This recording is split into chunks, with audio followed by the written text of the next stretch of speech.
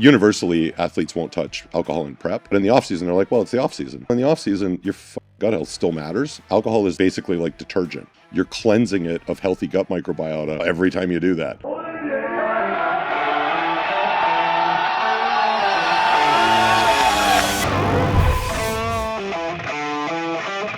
It's time to sit down, keep it real, and cut the bullshit. Welcome to Table Talk. Tim Walsh, the vanilla gorilla, right? So works with the most jacked and the strongest people. Before we jump off, I want to get into your trip to get here. Okay, it's a harrowing story. I saw the Instagram story, kind of followed it a little bit, so yep. I'm curious. So first of all, thank you very much for having me, Dave. This is one of the coolest days of my life. So before I left Ottawa yesterday morning, and I left, just to give you context, I left my house at 5:30 a.m. When I got in my truck, I pulled up the destination of elitefts on my phone, and I had two options. I could either travel on the American side of the Great Lakes, so I'd cross at Hill Island, which is pretty close to Ottawa, or I could drive all the way up to Windsor and then cross at the Windsor-Detroit border, but that was going to tack like an extra 45 minutes onto the drive. So there was a warning that if I chose the American route, that there was a severe weather warning. I got overly confident, and I drive. Well, you saw my truck. I drive a big monster truck, so I thought, well, and I'm Canadian. It's it's my 49th Canadian winter. So how bad could it be? Well, it turns out it can be really bad. So what happened was, I was probably maybe 75 to 90 minutes into the drive, and I started to hit some snow, but it wasn't crazy. But then it just got progressively heavier. Where were you at the time? At the time, I had just crossed into New York State. I was probably not even to. I was maybe getting close to Rochester, and then that's where things started to get a little bit dicey, and then it just got progressively worse and worse. So the clip that you saw on Instagram, I think I posted two of them, and the second one was a little bit worse than the first one, and so the second one was pretty bad. And you can tell in that video, I'm already tucked up pretty close to the tail end of an 18-wheeler, because that's just what I've learned to do over the years in Canada. When the weather gets really, really bad, you just tuck up behind an 18-wheeler and, you stay maybe 3.5, vehicle lengths, and just stay. And then if it gets really bad, you can just focus on the trailer lights. Well, it got so bad, and I didn't want to take my hands off the wheel to show video evidence of this because it wasn't worth dying. But there was a couple of times where the whiteout was so aggressive that those little red lights, even though everybody had their four-ways on, they were flashing, they just vanished. So it was like driving through shaving cream. So I was just hoping for the best and hoping I didn't either lose him and then just drive into a ditch or inadvertently drive right into the back end because I couldn't see the taillights. So I was pretty white knuckles. So that happened many times over the course of the first 7 hours of the 12-hour drive. But then at the same time, one of the reasons I was really looking forward to such a long drive down here is there's a few audio books that I've been meaning to get to. So right before the snow got really bad, I threw on one called Man's Search for Meaning, which is a great book, and everybody should read it. And you're familiar with it. So the first 50% of that book it's a personal account of the author, who's a Holocaust survivor. So he was in Auschwitz, and I don't remember the name of the other three, but he was in four different, the four worst concentration camps during World War II. So I had this sort of dichotomy of emotions because I thought that God hated me because of the snowstorm, but then at the same time, because of what I was listening to, I was like, oh, things could be much worse than they are. Yeah. Did you get all the way through it? Oh yeah, I listened. Yeah. Oh, again, because it only took about 6.5 hours to listen to the book. Yeah. And it ended up being a 12-hour drive. So by the time I got through the worst of the snow, I had also gone on the emotional roller coaster of just listening to it. It's a tremendous book. Everybody really should read that. But then also it instantly reminds you that no matter what's going on in your life, whatever challenge you're facing could be significantly worse, and people have been through much worse than whatever you're currently dealing with. It doesn't mean that your battles are insignificant, but relative to how bad and how challenging life could get, you're probably all right. What was your biggest takeaway from the whole thing, from the book? From the book itself, it essentially was that. So I won't bore you with the details, but I'm going through a divorce right now, and that's it's challenging in all the ways that you would expect that a divorce would be, you know. But at the same time, so I can use that as a perfect example of something that's currently challenging me right now. But in the grand scheme of things, billions of people have been through it. Billions of people will go through it. My challenges are in no way unique, and I am very grateful that that's currently the most difficult thing that's going on in my life right now. And relative to how challenging the curveballs can be that life throws you, it's not even a 1 on a scale of 1 to 10. So that was probably my biggest takeaway from that book, was the instant reminder that unfortunately, man can be absolutely terrible toward another man, but then that man who's had these terrible things, and he speaks to the personal experiences of many other Holocaust survivors. Many of those people, even through they went through the worst things that you could possibly imagine.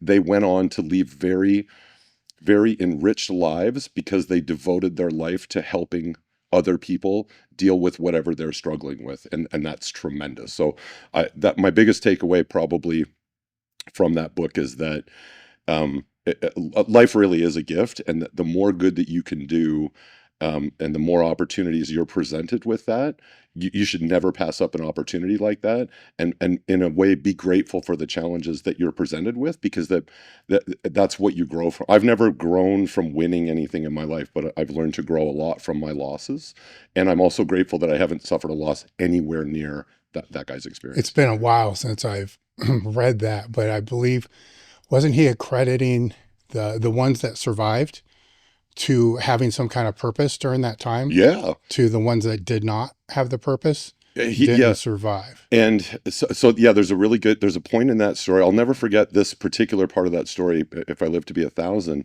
And I'm sure this will call back to you too. He tells a story about, I think it was when he was specifically in Auschwitz.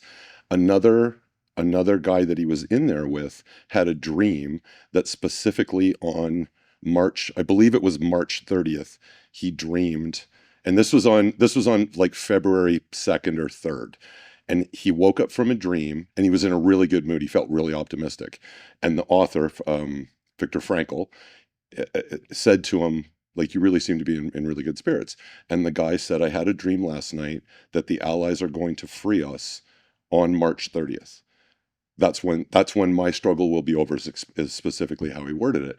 And then as the days and weeks went by and March 30th kept getting closer and closer, that they didn't hear any news that would lead them to believe that it was likely that they were going to get out on March 30th. And then on March 29th, the guy fell terribly ill to what were attributed to be symptoms of typhus. And then sometime before the sun came up on on March 31st, he died.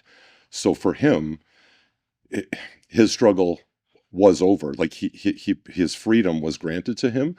But what Viktor Frankl said was he attributed that immediately to the way how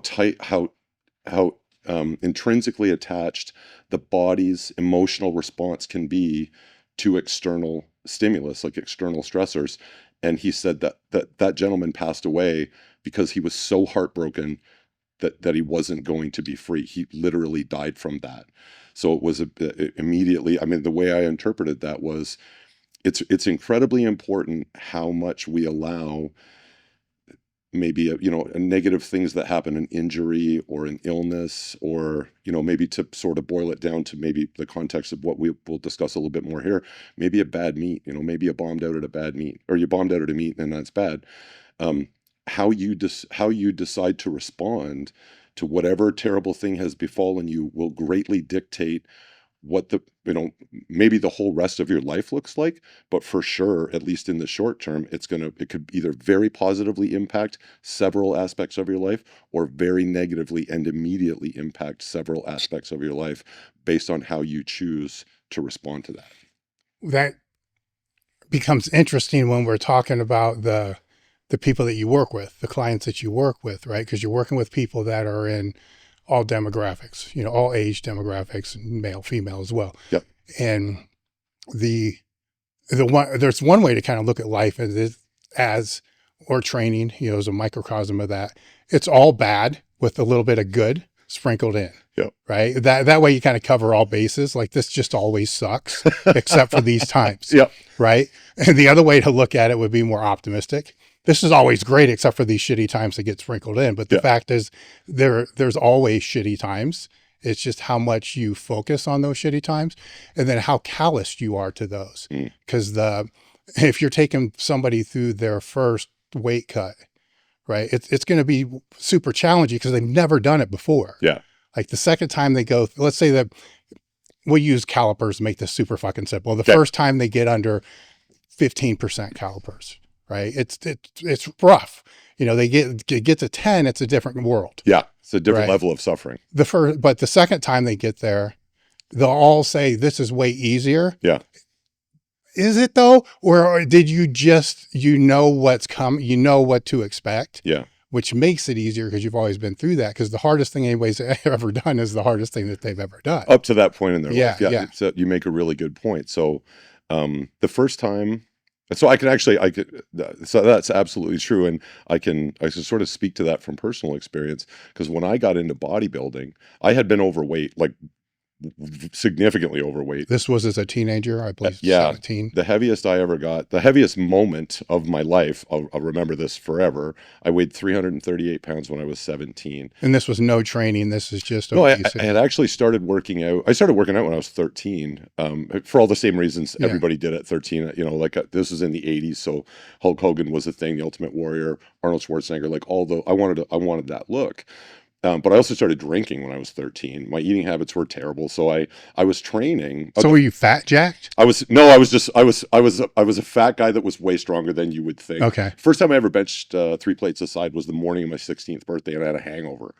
So, but my eating habits were terrible. But I trained hard 5 days a week. I didn't really know what I was doing, but I did it to the best of my ability for 2 hours, 5 days a week. So what made you start training at 13? Because that's young for most. Yeah, it's a little bit earlier than most people, but basically, as soon as I made the correlation between having those big muscles, like how though, because it's you. I'm older than you are, so I can say you're old. Yeah. Like you're old. I mean, there was no internet to be able to show you all this. My uncle Mike had remember the original Weeder barbell set with the gold plastic thing? Yeah. Concrete powder. So there was a summer where he was home for the summer from out west, and he was staying in the house that I grew up in. It was a great big old Victorian house, and he brought his weight set with him. So the first time I ever saw somebody lift weights in front of me was him, and he wasn't jacked or anything, but he was like a hero of mine at the time. So he said, if you lift weights, you'll get big, strong muscles. So that's all I needed. So I asked my mom, hey, could you buy me the same set that Uncle Mike has? So at Canadian Tire, it was like, I don't know, $79 back then in their 80s. So she went and bought it. So I put the poster up, that showed all the different exercises. And I started working out in my basement when I was 13 years old.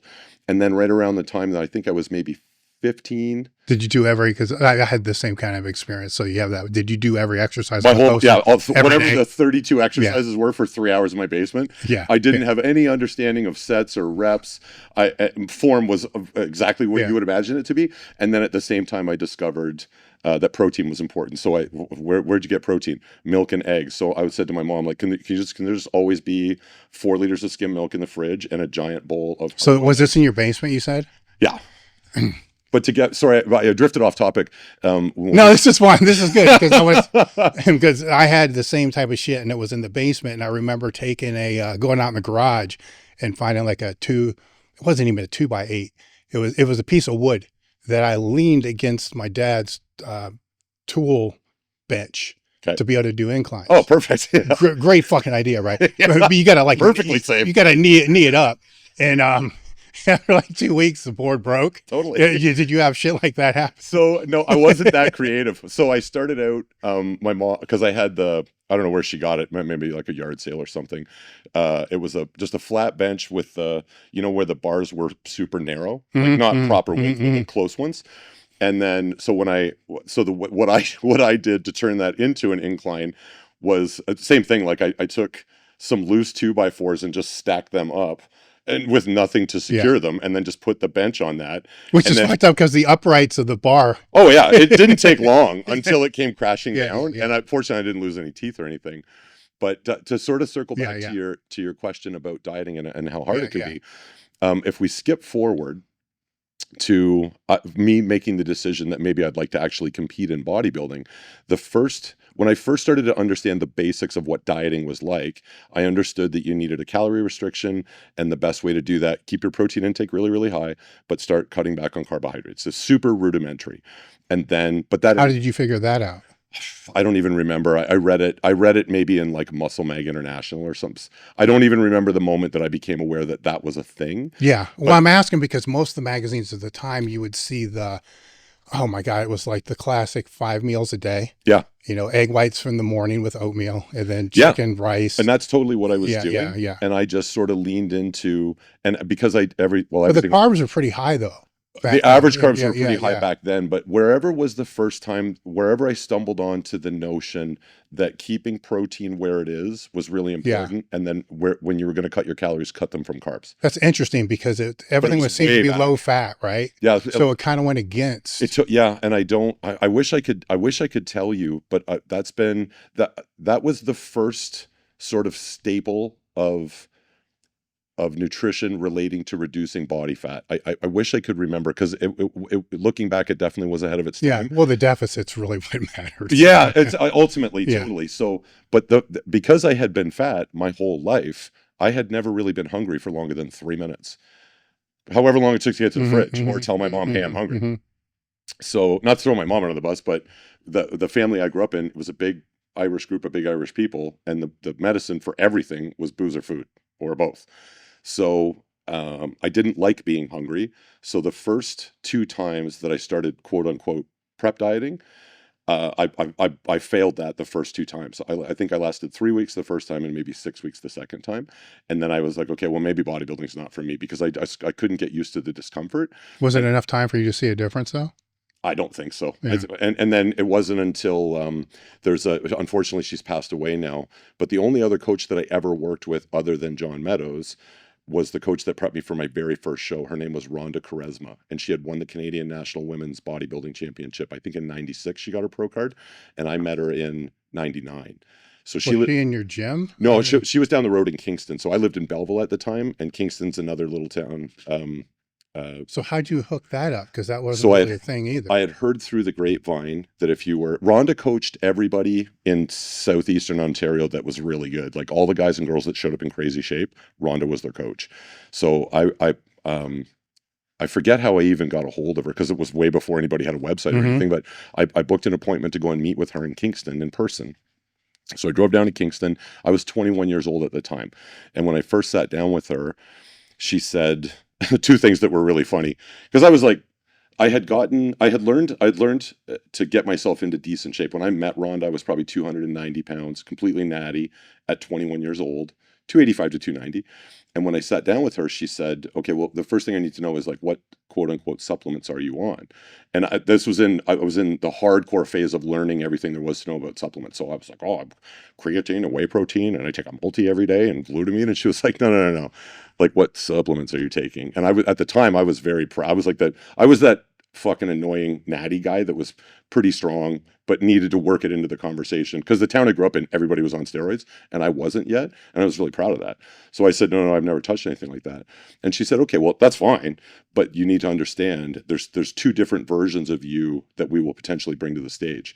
If we do it your way, you're going to be significantly lighter with less muscle than if we do it like kind of my way. So you need to make a decision whether or not you're going to be enhanced. And full disclosure, that decision took 4 seconds, because at that time I started working out when I was 13. I didn't know what I was doing, but I was 21 now, and I had put in some hard years of training. I was studying anything I could get my hands on to learn about proper training and good nutrition. And I trained at a gym where all the local hardcore actually, the guy who gave me the nickname Vanilla Gorilla was one of the 2 brothers that owned this gym in Belleville at the time called 4C's Fitness.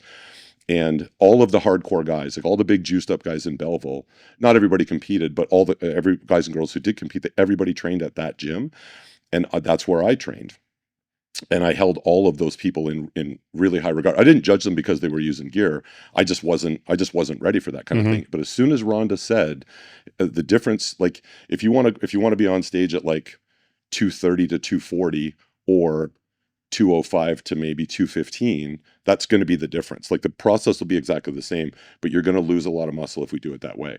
And I made the decision right away. I didn't come this far to, like, if I'm going to compete, I don't want to just be like, oh, I went from being fat to being a bodybuilder. If I'm going to go through that, I want to have an opportunity to be successful. So it's kind of safe to assume that the decision was already made. You just didn't know when. 100%. Yeah. Because even back then, the logic, so this might sound counterintuitive, but if you were to ask somebody in Belleville in 1999, how much, if you're going to use steroids, how much should you use? The universal response was as much as you can afford for as long as you can afford it. All of the guys in my they weren't even really in my peer group. They were, because they were a little bit older than me, but they trained at my gym. But they were like, we all knew each other. I had questions and they would answer them. I've always been very fortunate, even since I was little, and this goes on up to this day. I've always been really, really fortunate to have people that were far advanced in the area that I was hoping to learn from be very generous with their time with me. That's just always been the case. So I never pass up an opportunity to pay that forward, because the universe has been really good to me. A lot of really, really smart people, guys and girls over the years, have been very generous with their time. So I had made the decision that I would go as far as I could naturally. And then if I was pretty serious, if I was going to dip my toes in the bodybuilding pool, if I'm going to be swimming with those level of sharks, then I'm willing to do whatever they're also willing to do. Because if I do well, I want it to be, bodybuilding is all on your own merit. If you put in all the work and you stuck to the diet and you trained hard, then you, unless you have a coach and you share that with them, but at the end of the day, you're responsible for how things turn out. I want to talk about sodium for a second. The research shows that optimum sodium levels are about 2 to 3 times higher than the recommended levels. That's where Element comes in. For the past 2 years, I have used Element packs in a multitude of different ways. Each stick has 1,000 milligrams of sodium, 200 milligrams of potassium, and 60 milligrams of magnesium. There's no sugars, there's no fillers, it's just what your body needs. And it's used by the U.S. Olympic weightlifting team, Navy SEALs, professional sports teams. You'll hear how many people swear by how much Element has made a difference in their ability to not crash, to fight fatigue and cramps, to maintain optimal fluid balance, improve mental focus, help regulate stress, and support deeper sleep. They also just dropped the 12-ounce sparkling can, which is great. It's got 500 milligrams of sodium. Head over to drinkelement.com/tabletalk and you'll receive a free 8-count sample pack with every order. I've never heard anybody have a bad experience, but if you do, they'll make it right immediately, no questions asked. I want to talk about sodium for a second. The research shows that optimum sodium levels are about 2 to 3 times higher than the recommended levels. That's where Element comes in. For the past 2 years, I have used Element packs in a multitude of different ways. Each stick has 1,000 milligrams of sodium, 200 milligrams of potassium, and 60 milligrams of magnesium. There's no sugars, there's no fillers, it's just what your body needs.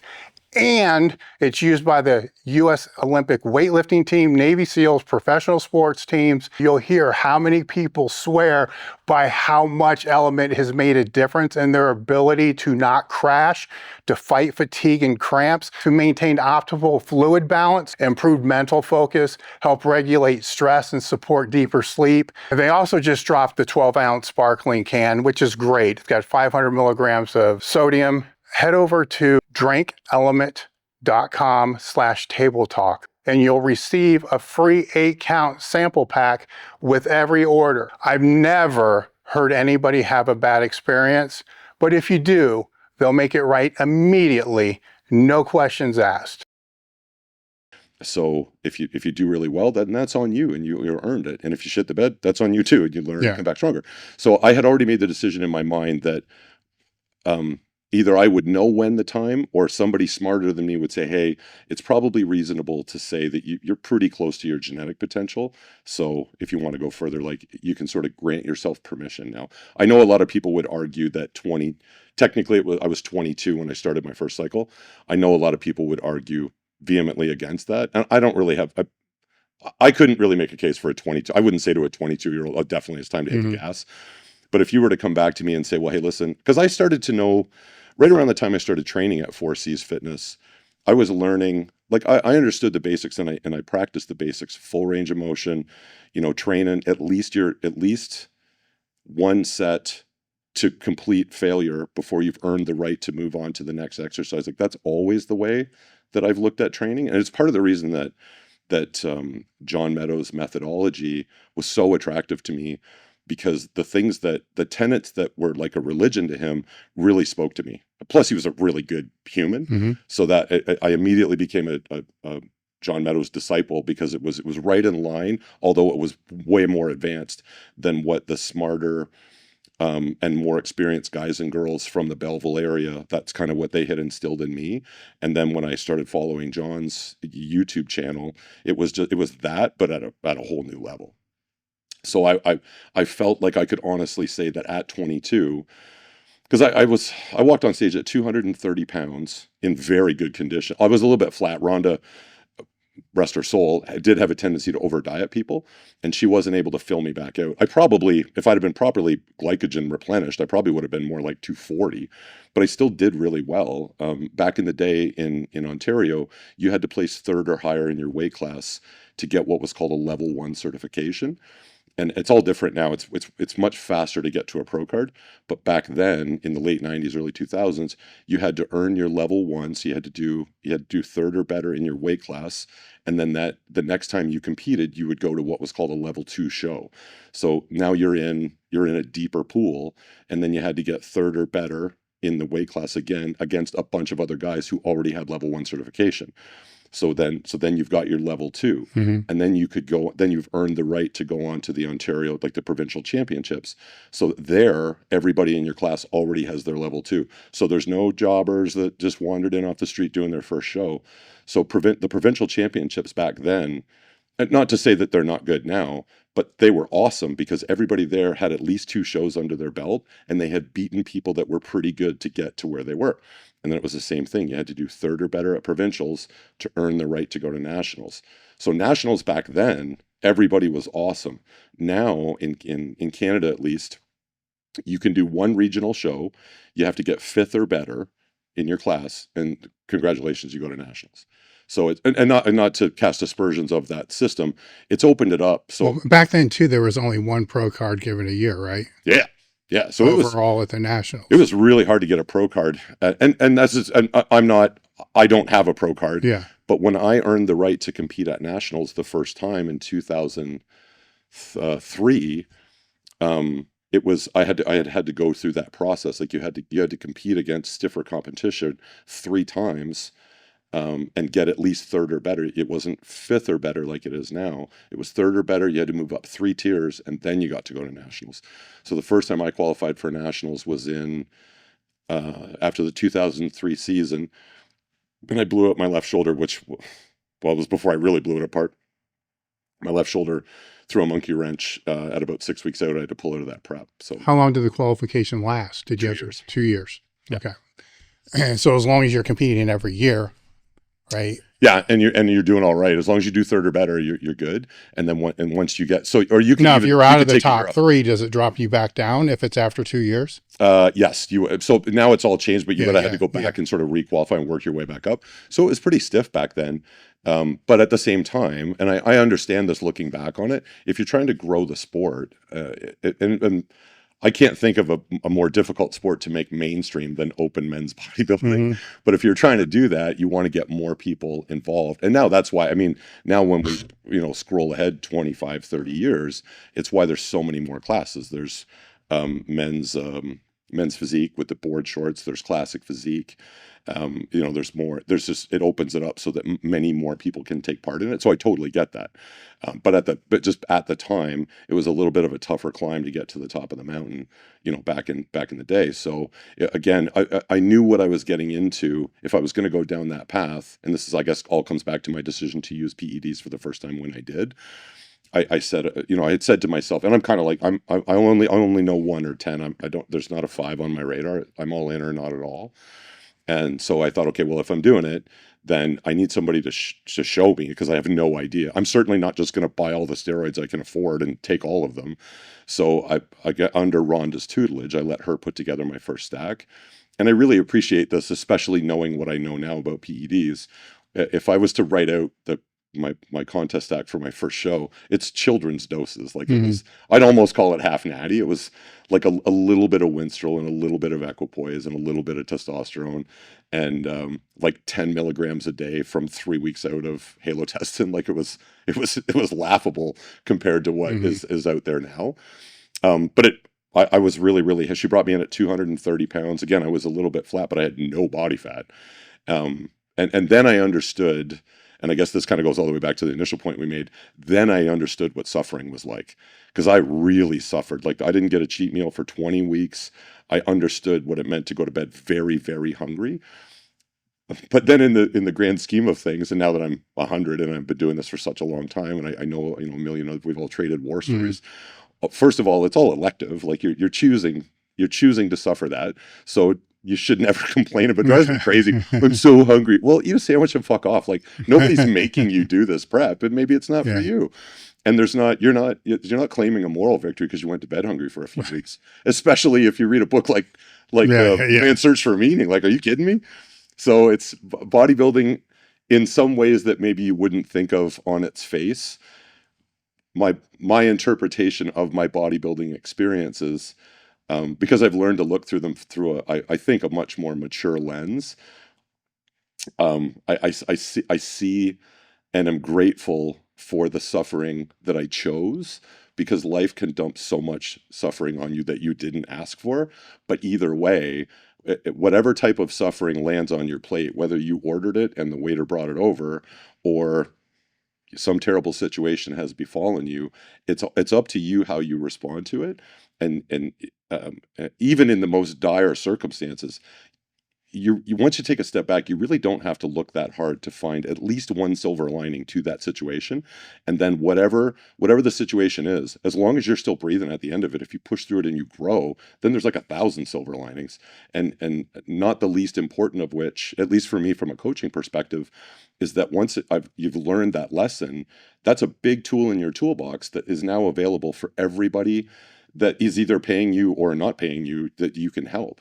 So one thing that I'm grateful for is I have a massive toolbox full of painful lessons that I either had to learn myself because I made a stupid decision, or some situation fell in my lap, and then I pushed through it and I grew from it.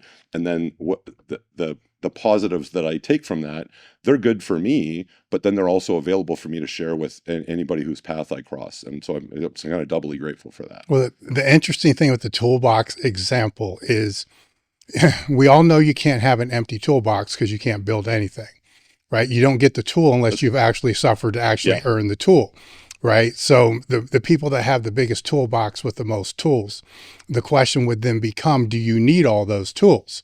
Right. So what you can help when you're helping the other people is to actually acquire the right tools. Yeah, that's a great way to look at it. So acquiring the right tools is still not easy. Every tool requires a mistake. Yep. Right. That's how you get the tools. Yep. It's not like a video game where you hit the happy cloud and you get a tool. You get to grab all the tools. Wouldn't that be amazing? Yes. So the toolbox analogy is I've come to look at that in this other way, right? To where because as you're trying to help somebody else, you're like, no, you don't really need that tool, right? But it's like if you're in the US with like guns, right? Yeah. You only need one gun to be able to do the job, right? But somebody's going to show you this other one. You're like, fuck, I need to get that one, right? So next thing you know, you got 30 fucking guns. And you can only shoot one at a fucking time, but what's the most effective one, to be able to help them to be able to to have that, right? To Yeah. acquire that, and then to acquire it in the most economical way, because you can overpay for the tool, get fucked, That's a good right? point too, yeah. Or you can underpay for it and get a piece of shit, that won't do the job. Yep. So there's a lot of different ways to kind of look at that. That's a great analogy. which is it's as I've gotten older, the more I look at stupid shit like this and try to dissect it a little bit. Yeah. Because it's a catchphrase that's used all the time.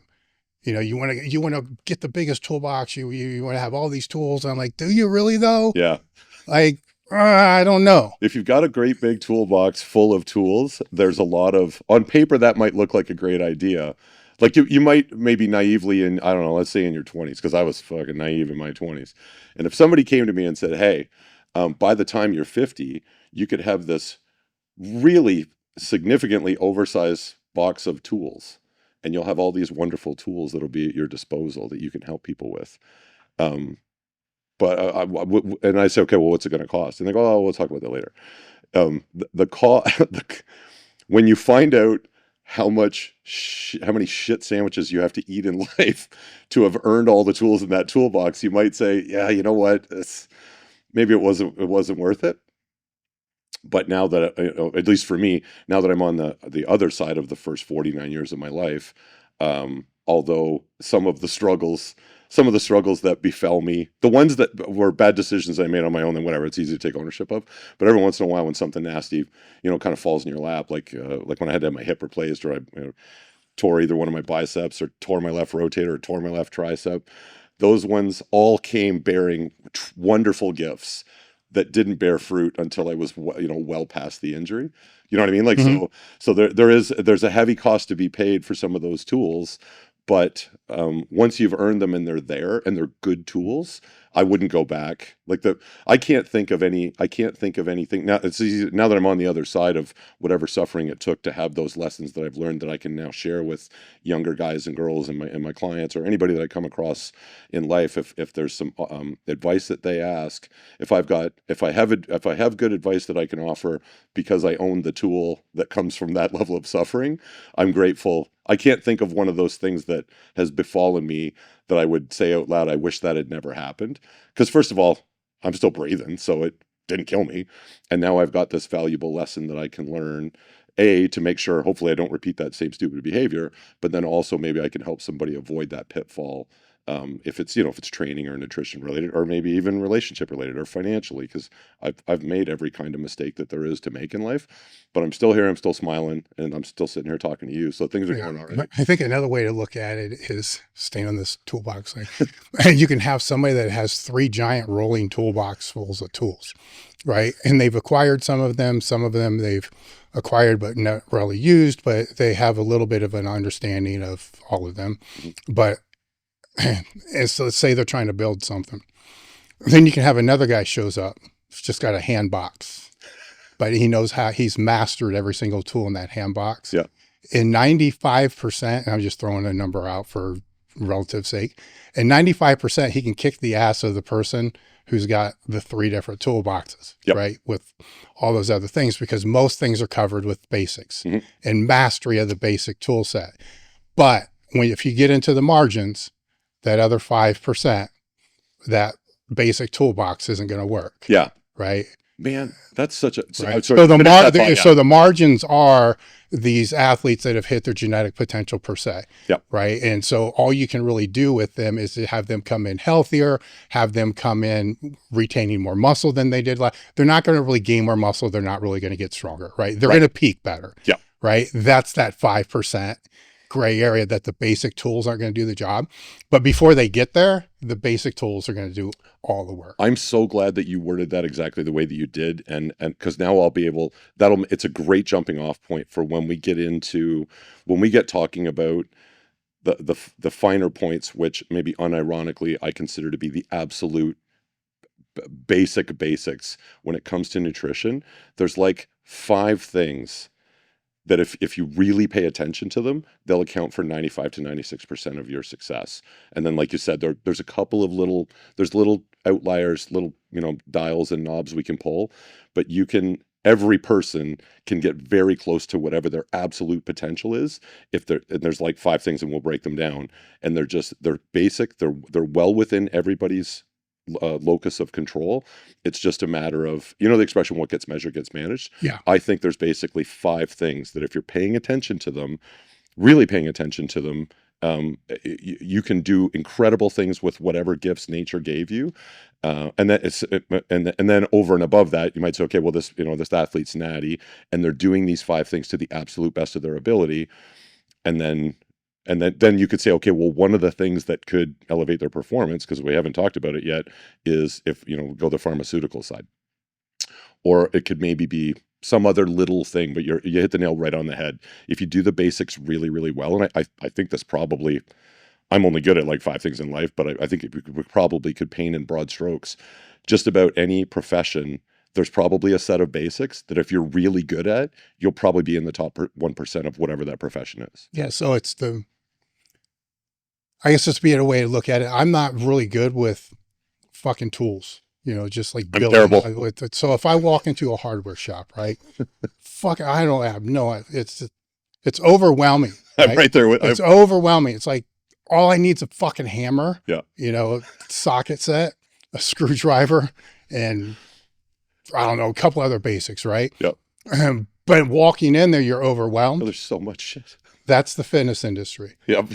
Right. Yeah, that's a great comparison. Right. So so what you're saying is we can give them a list to when they walk in. Yep. Of what the hammer is, what the screwdriver is, what the socket set is. Yeah. Don't get lost in the things and shit. Yep. So you don't get lost in all the minute details. Yep.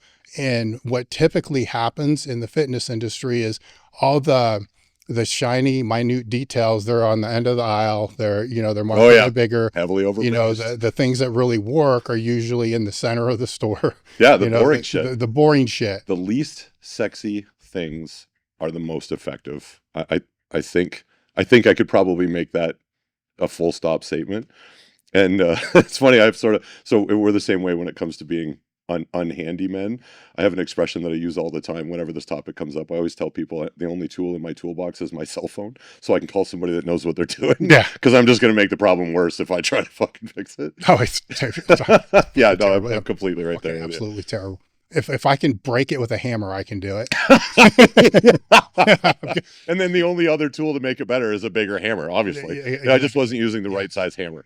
So what would be those basic tools? So I would say if we're managing gut health, hydration, sleep hygiene, I guess we could sort of give this box a name for itself. So are things that would optimize recovery.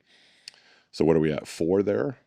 And then I guess maybe, I don't know what we would label this one, but some way to be paying attention to the athlete from the neck up. So what I mean by that is, how does this individual deal with kind of the things that we were talking before?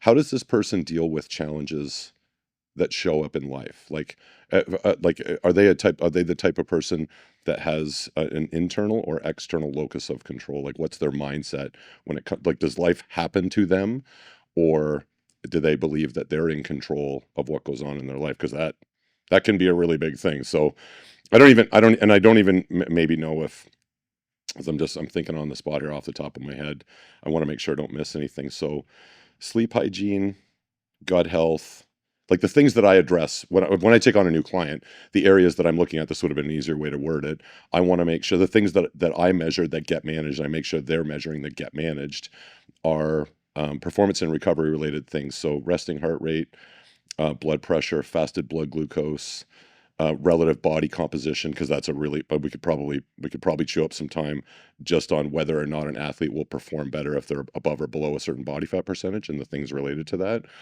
But what is that? How many? Gut health, performance and recovery, micronutrient optimization, things like vitamin D, magnesium, other electrolytes, that kind of thing. That's really, really important.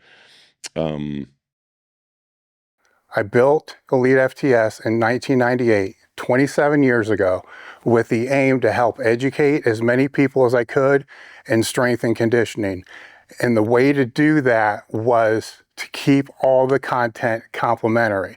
The way that we've been able to do that since day one is by providing the best products possible to help your training program. If you can put the item in a gym bag or load plates on it, we have it, and it will work. Everything from SS yoke bars to American press bars, bands. We also have a strength equipment specialist staff that helps outfit home gyms, sport training centers, colleges that have over 3 decades of experience and also have spent a lot of time working as coaches, so they understand the flow of the weight room and how things actually get done. If you're serious about your training and you want to up your game and support the podcast and all the content that we provide, head over to elitefts.com and use the code TABLETALK at checkout to receive 10% off your orders.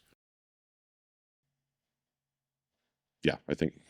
All right. So with you, you don't handle because they need the stimulus that's going to create the adaptation, so they need the training, but Yes. you don't work with that. That's taken care of by their other coach or themselves. Basically everybody, when I first got into, so I used to do program design because when I first got into coaching, and this changed inside of 4 months because I had really just gotten into the online coaching space. And I guess just for context, I'm from a purist bodybuilding background. When I got into, I ran my own sports nutrition stores from literally 2 months after I got out of college. I borrowed some money from my mom and bought a franchise, and opened up my first sports nutrition store in Belleville. And then over the course of the next 10 and a half years, I had at one time a small chain of 3 sports nutrition stores between Belleville and Kingston. And then I sold that company and moved to Ottawa in 2008. I started working for Good Life Fitness. So I spent about 8.5 years working as a personal trainer and then a PT manager, like a fitness manager for Good Life. And then I left Good Life and went back into sports nutrition for about a year. But I was working, I managed a store for another guy. And it was way less fun than when I was the boss.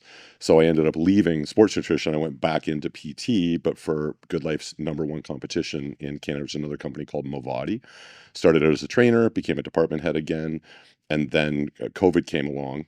And then it was because of COVID that I made a now permanent career change. My wife at the time said, hey, you should really consider getting into online coaching. So that's how Vanilla Gorilla Athletics became a thing. I've had that nickname since I was 17. And that's actually kind of a fun story. If we get a second, I'll work it in here. But I got into the online coaching space shortly after New Year's in 2022. So I'm just right around the 4-year mark. I had only been in the online coaching space for a couple of months. So people reached out to me. Some former clients, like people that I had trained in person, became my first round of client. I never really did get into advertising. I just kind of put it out on Instagram that I was taking clients. So I started to build a bit of a roster. And then Justin Zottel came into my life. And actually at the same time, Alex Charchuk as well. And it was because of them and sort of more so mainly the Justin Zottel story, which I'll tell you in its entirety. That's how I found my way into the powerlifting space. And then all of a sudden overnight, 90% of my clientele are strength athletes. So they came to me with their own coaches. So at the time, I used to, when I first got into online coaching, I was doing program design, but because I learned it, like the way that I learned my favorite type of coaching design is exactly the way I learned it from John. So when I put a program together, it's not 3 sets of flat dumbbell press, like 3x10. I get right into the minutia, and I'll say, like, I'll word it like I would word it the same way John would word it. He'd say, okay, well, like we're going to start out with the first set is going to be 8 reps. With you're leaving maybe 3-4 reps in the tank, and then based on how you're feeling that day, you make a modest load increase. We'll do another set of 8, feeder sets, and then we'll take that last set. We'll run the tank dry. So for me to write a program, it took hours because I couldn't think of any other way to do it, and I feel dirty. I won't I can't do it any other way. So it was so impractical because I was only charging at the time $225 a month, but I was spending like a ridiculous amount of hours every week just writing programming. Plus I was doing nutrition on top of it. So as soon as I saw an opportunity when I started working, because as soon as I started working with Justin, and I'll tell you the nutshell version of how my business exploded overnight in the powerlifting space. And then now I'm carried over into the strongman space. As soon as all of these guys and girls from all around the world started reaching out to me and saying, hey, can you help me do what you did with Justin's Auto? They didn't even ask what I charge. Just say, do you have room for me? And when can we start? And so immediately I was like, perfect. I only work with strength athletes now, or people who are just looking for nutritional guidance. And that was my get out of jail free card to not have to write programming anymore, because I couldn't find a way to make it economically viable for me. I would have charged $1,000 a month. Oh, it's crazy. Yes, I did. It's funny. I did a program with John. It was called the hybrid program. And so he sent me his part of this thing. And oh my God, this took like 3 months, and every piece of glass that you see in this office, I had shit written on it, because I'm trying to figure out what the recovery demands are of what he has. Because this is strength based too. Okay. So anything that he's going to do, which is, taking complete failure and challenge sets and shit like that, is going to completely affect whatever the hell I'm going to be able to do. Yep. Right. And he's not going to change it. Nope. So I have to like buffer Figure it out. Yeah. and figure it all. Oh, I told him once that was over, I don't care what the fuck this does. I'm never doing this again. Yeah. Because by this time he had already sent me his side of the next one. Yeah. And I'm like, no, man, no. It's not worth ruining our friendship. It's just, no, this was a nightmare. Yeah. So I'm putting that out there, because if you're working with strength athletes and you're going to try to put some of this stuff in there, it's 1% possible that you're going to nail it. So first of all, I understand hypertrophy training very, very well. I can write very good hypertrophy programming. I don't know. I know enough to get by in a conversation. And I don't even know if I'd be comfortable, especially not somebody your knowledge base. I couldn't have a strength programming conversation with you, because I'm just not qualified to even shoot the shit with you about it, and I know it. Mm-hmm. So I just don't touch that. So every athlete that I'm currently working with is either the client of somebody who's a very good strength coach, and who I likely also know. Basically, the way my business runs, because I really don't advertise. I post content on Instagram, but I'll post the content about like how to figure out how much magnesium you should be taking, like what's right for you, that kind of shit. But never once in 4 years have I said, oh, look, 2 spots remaining. Yeah. Not that there's anything wrong with that, but the way, I guess now is probably a good time to tell the story of how Justin and I met, and how that affected my business. But it's because of the way I'm very, very fortunate. The way I got into it created a situation where I don't need to advertise.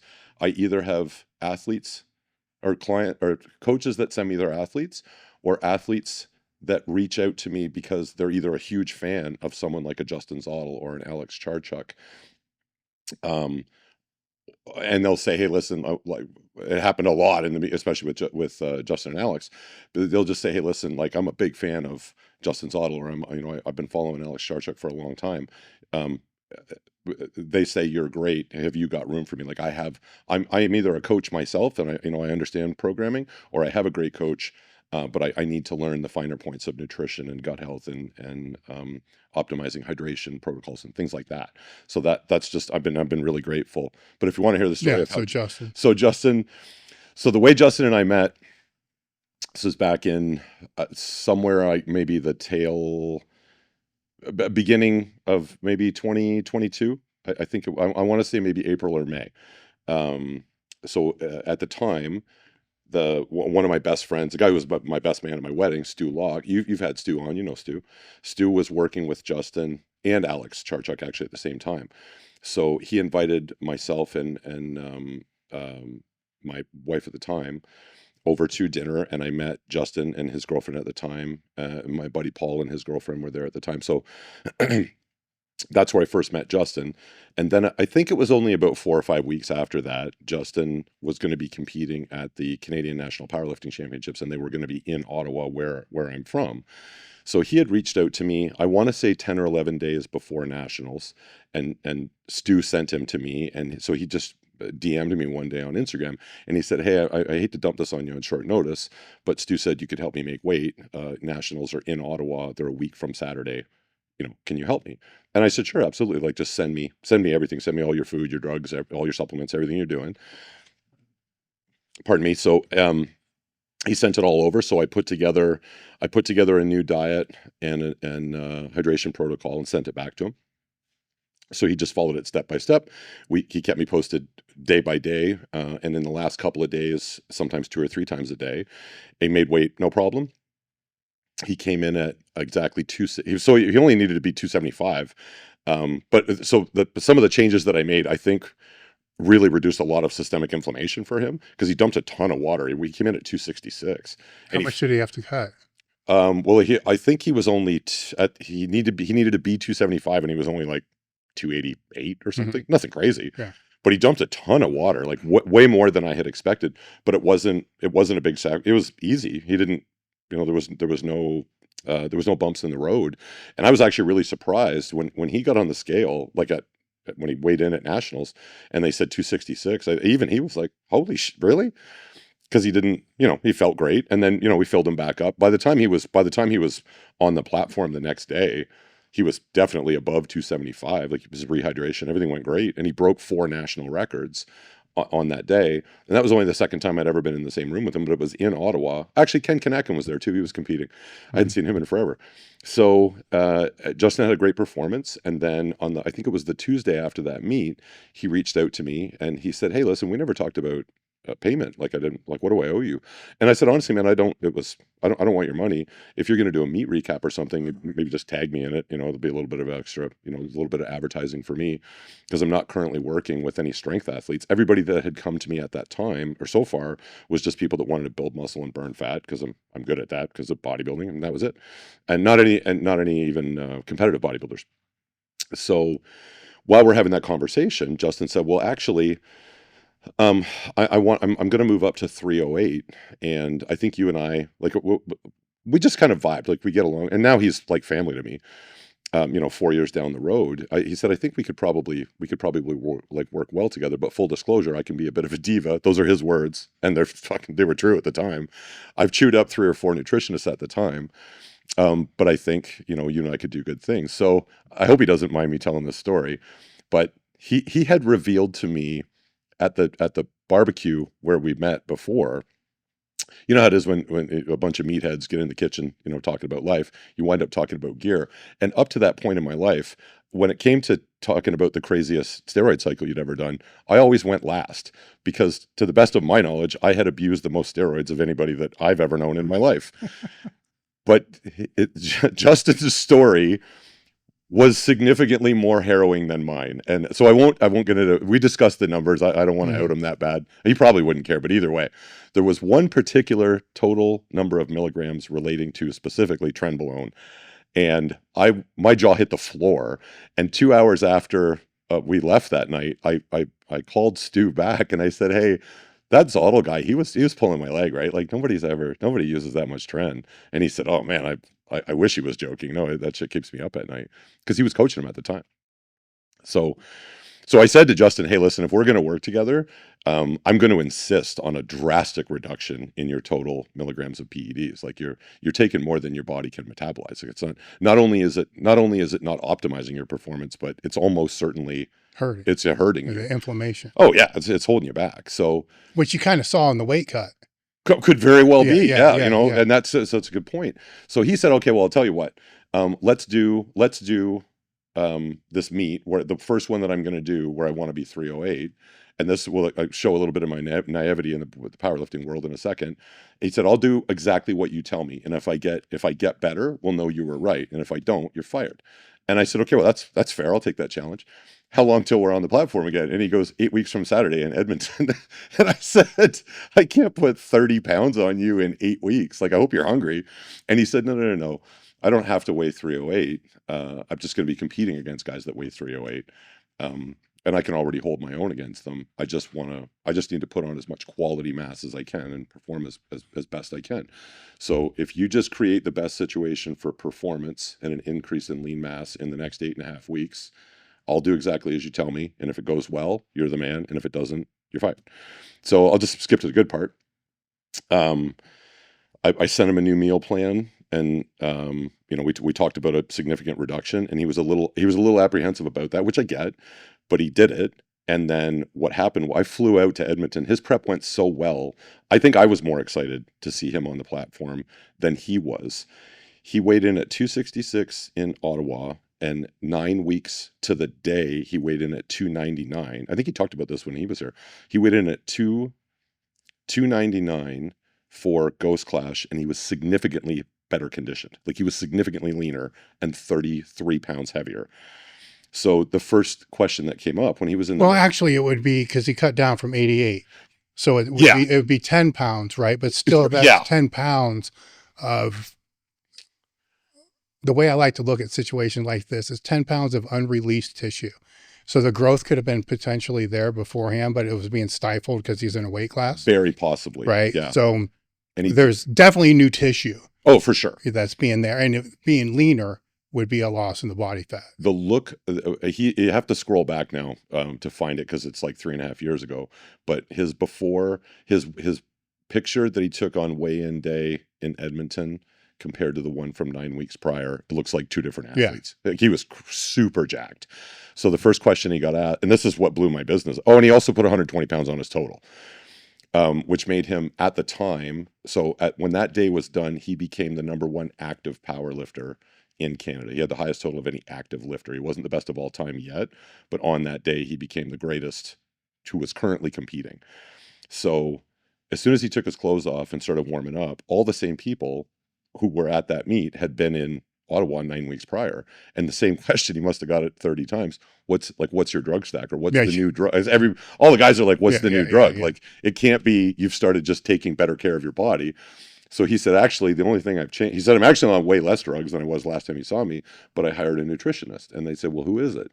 And I was there. So he said, if you look out, it was past the curtain, the guy in the black hat in the third row, he's at Real Vanilla Gorilla on Instagram. And by the end of the day, I think I had 14 clients from that one show between him. And so Alex Charchuk was also competing on that day, and he also had a fantastic performance. But Alex and I hadn't worked together. Alex hired me on that day because it was the first day I met him. And Alex is just awesome. Like, they're both like brothers to me. And we'll reference Charchuk when we get talking about optimizing an athlete's performance relative to maintaining really, really good condition year round, like really, really good body composition, and how that positively impacts things like inflammation and androgen receptor sensitivity and insulin sensitivity. Charchuk does it better than anybody. With the exception of maybe Dylan Pierce. He's another guy I'm working with. We'll get to him too. So when I came away from that meet, I think I had 14 new clients, and my phone just started blowing up in the audience.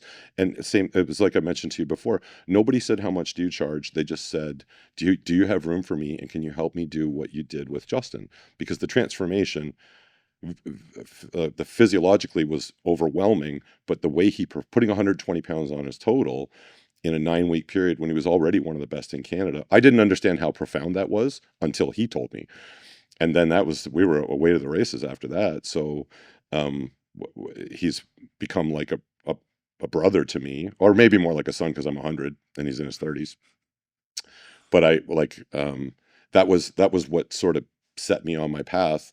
And now 85 to 90%, even at this moment, 85 to 90% of my total client roster is always male and female strength athletes, either in the powerlifting world or the strongman world, and all around the world.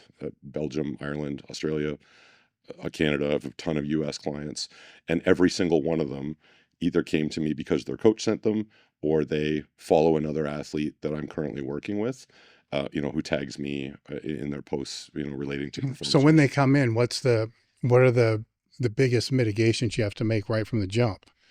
Because I'm assuming none of these people are coming in eating fucking Oreos and Ho-Hos and that's all they're eating. You'd be surprised. So for the most part, For instance, Justin had 2 others beforehand, so he's not completely stupid to the fact that he needs protein. No. So, and I'm sorry, I don't mean to throw him under the bus. Yeah. He understood the importance of protein and ate lots of it, but he wasn't of the mindset yet. And so, you know, the mass moves mass crowd and their dietary relations. Cover your protein and everything. Everything else is good. That's exactly. So that was essentially up to and including alcohol, which I'm not going to get on my pulpit about it, but and a lot of times with respect to alcohol, maybe I'll speak to it quickly here. A lot of times what I find is universally athletes won't touch alcohol in prep, but in the off season, they're like, well, it's the off season. Well, in the off season, your fucking gut health still matters. And alcohol is basically like detergent. So if you're putting alcohol through your digestive system, you're cleansing it of healthy gut microbiota every time you do that. I just want to take a moment to let you know about our crew. What our crew is, it allows the show to stay independent, and it's the reason why the podcast is still here now. The podcast is free to listen to, but it's not free to produce. It keeps going because of the sales through elitefts, our show sponsors, but more importantly, our crew members. The reason I love this is for many reasons, is it keeps the show independent. So I can pick who I want to speak to. I can pick what topics I want to speak to, and I don't have to be accountable to anybody. I just go off what the crew members want and what the audience wants, and I don't have to deal with all the other bullcrap that's associated with the podcast world. In return, what you get with the crew is ad-free episodes that are released a day ahead of time. You get access to our Discord community, which has AMAs, like 60 ebooks. We try to put a new ebook out every single month. Access to our coaching community with form checks, training Q&As. It also gives you invitations to our training retreats that are out here in the gym once or twice a year. 76% of all the people that joined in 2022 are still members now. Right now, you can either go month to month or get 2 months free with an annual plan. Just look for the link in the description, look at the QR code, or search elitefts.com crew and join today. It means a lot. And once I really peeled back the layers and I had a really good understanding, and this is mostly thanks to Dr. Dwayne Jackson, I've become obsessed with gut health because of him, and I'm grateful for it. If you're not doing everything to the best of your ability to optimize your gut microbiome at all times, you're setting a pretty low glass ceiling for your body's ability to perform and recover, but also dealing with internal and external stressors, immune function. Like there's so many things that are so vital to optimizing your gut microbiome.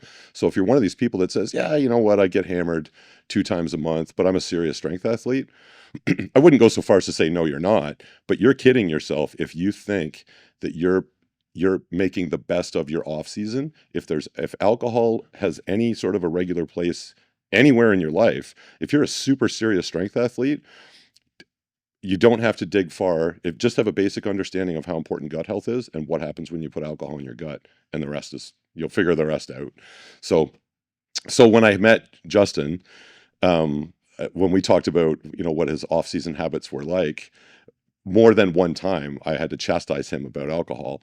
And again, like I don't get on my pulpit about it, but if you really want to be, maybe not even like he's trying to be the best who ever lived, maybe that's not what, you know, you're trying to do in your personal life, but if you're legitimately trying to be the best athlete that you can be, if you're doing anything that's counterproductive to gut health, you're leaving kilos on the platform in this context. So when he comes on, what are the first, well, it sounds like it'd be everybody that's coming to you. So, right? So how long does it take to turn that around, and how do you do it? Almost no time at all, because usually like what happens is they'll send me, so it's a relatively lengthy intake questionnaire, so I can figure out everything that's going on in your life. So if you answer all that stuff completely and honestly, I know everything there is to know about what goes on in your day-to-day life, even how you deal with stressful situations at work and shit like that. So I have a pretty good snapshot of like who you are and how you live your life. So if there's some obvious troublemakers like alcohol, that's something that gets addressed. when we do. So I put all the information together and I send it back out, and I refer to it as first draft. So that's best case scenario. This is what doing it perfect would look like. And then I send it back to the person, and then I schedule a first draft review call, and we just go over everything line by line. And then anything that, for whatever reason, if it needs a little fine tuning, we do it in real time while I'm looking like face to face, like through a laptop, and make whatever changes. And then we get rolling along, and that's the expectation. So I guess to sort of answer your question, initially, nobody's ever come to me that's just like just an absolute train wreck of a diet. Because if they're serious enough that they're talking to me, then they're for the most part they're doing pretty good things. They're checking enough boxes. Oh, totally. And usually the only one where I'm like, hey, we should really talk about this, because if you're not, it's usually alcohol. Because generally speaking, actually, I can't really think of there isn't really another offender, because nobody who's either, if they're being honest, but they're also very serious about their performance, it's not like they're going to say, I go to McDonald's 5 days out of 7. Like, it just doesn't happen. But usually the thing that sort of has slipped under the radar for a lot of athletes, even at the top tier, is the alcohol thing. And it's not like they're closet alcoholics or anything, because it doesn't take that much. A little bit of alcohol, and thank goodness, I think somebody, I know Mike Israetel and a few other influencers with really big platforms have spoken to this in the last 12 to 18 months, just sort of abolishing the idea that, doctors have always said, like, a glass of wine a day is actually really good for you. No amount of alcohol is in any way good for you, full stop. And then because then what happens is people go, if one a day is actually good for you, then if I have 2 or 3 shots of rye, with a little bit of ginger ale, and I only do that twice a week, well, no, it's not. I mean, it's not hampering your life. But if you're going to be on the platform at the end of your prep against another guy or girl that's in your class that's almost like you in every way, and the only thing they're doing differently is they never sabotage their gut microbiome, and you do, that could be the thing. That could be the thing that's the difference between you in first place or them in first place. And it just depends how important that is to you. So if that would be tragic, if you would say, oh, I really wish I would have known that. Like because I've been all this blood, sweat, and tears, and I'm doing everything else perfectly, but I'm just sabotaging my gut microbiome just often enough that it made the 3% difference. If that sounds tragic to you, then you don't have to dig too deep to find out that there's this one thing that you actually probably thought was okay. And I was guilty of it for the longest time. You don't know till you know. So then once you're made aware of that, and I make it explicitly clearly, and it's not like I say, hey, listen, if you're not going to give that up, I won't work with you. I'll just say, if you're not going to give that up, you need to know that there's a performance and a recovery sacrifice that that's what you're signing up for. So if you're okay with that, it's all rock and roll to me. Like, I want to help you be the very best that you can be within the confines of what you're willing to sacrifice. That's got nothing to do with me. But if you say, I want to be the best I can be, then I say, okay, well, this is what I think is the best case scenario to nourish your body. And if there's something that you say, oh, well, if I say no alcohol and you go, I really like to have 3 or 4 beers every Saturday night. I say, okay, well, just so you understand, here's what happens in your gut microbiome. And if you do it often enough to create some level of measurable gut dysbiosis, systemic inflammation goes up. When alcohol is in your system, androgen receptor sensitivity goes down, estrogen receptor sensitivity goes up, the body's tendency to want to hold on to more fat when you eat a fatty meal, because who doesn't love to get a buzz on and then go get whatever your favorite food is that you like to think, that's going to be the antidote to your hangover the next day. So amazing. So all these terrible things are happening at once every time you do that, and you just didn't know that it was that big of a deal. It doesn't make you a bad person, but it's holding you back to some degree. So if you don't want to be held back to any degree, and that's what you're coming to me saying, then I say, okay, well, this is a roadblock that we weren't aware of it before, but now that we are, I would suggest you take it out if you really want the thing you said you really want. But if you don't, that's okay too. But it's my job to make you aware of all the potential things that could be holding you back that you up to this conversation you weren't aware of. One of the older dudes I trained with when I was in high school, 'cause I started powerlifting very young. So we're going back into like mid 80s, made a statement to me, and it was about alcohol. And the way that he framed it to me was, if you train really, really hard it's going to take a minimum of 48 hours to be able to recover. And that's when you grow and get stronger. I got that. Yep. And now if you drink alcohol, when you go to sleep at night, your body's got to decide, am I going to metabolize the alcohol? Or am I going to recover from the training?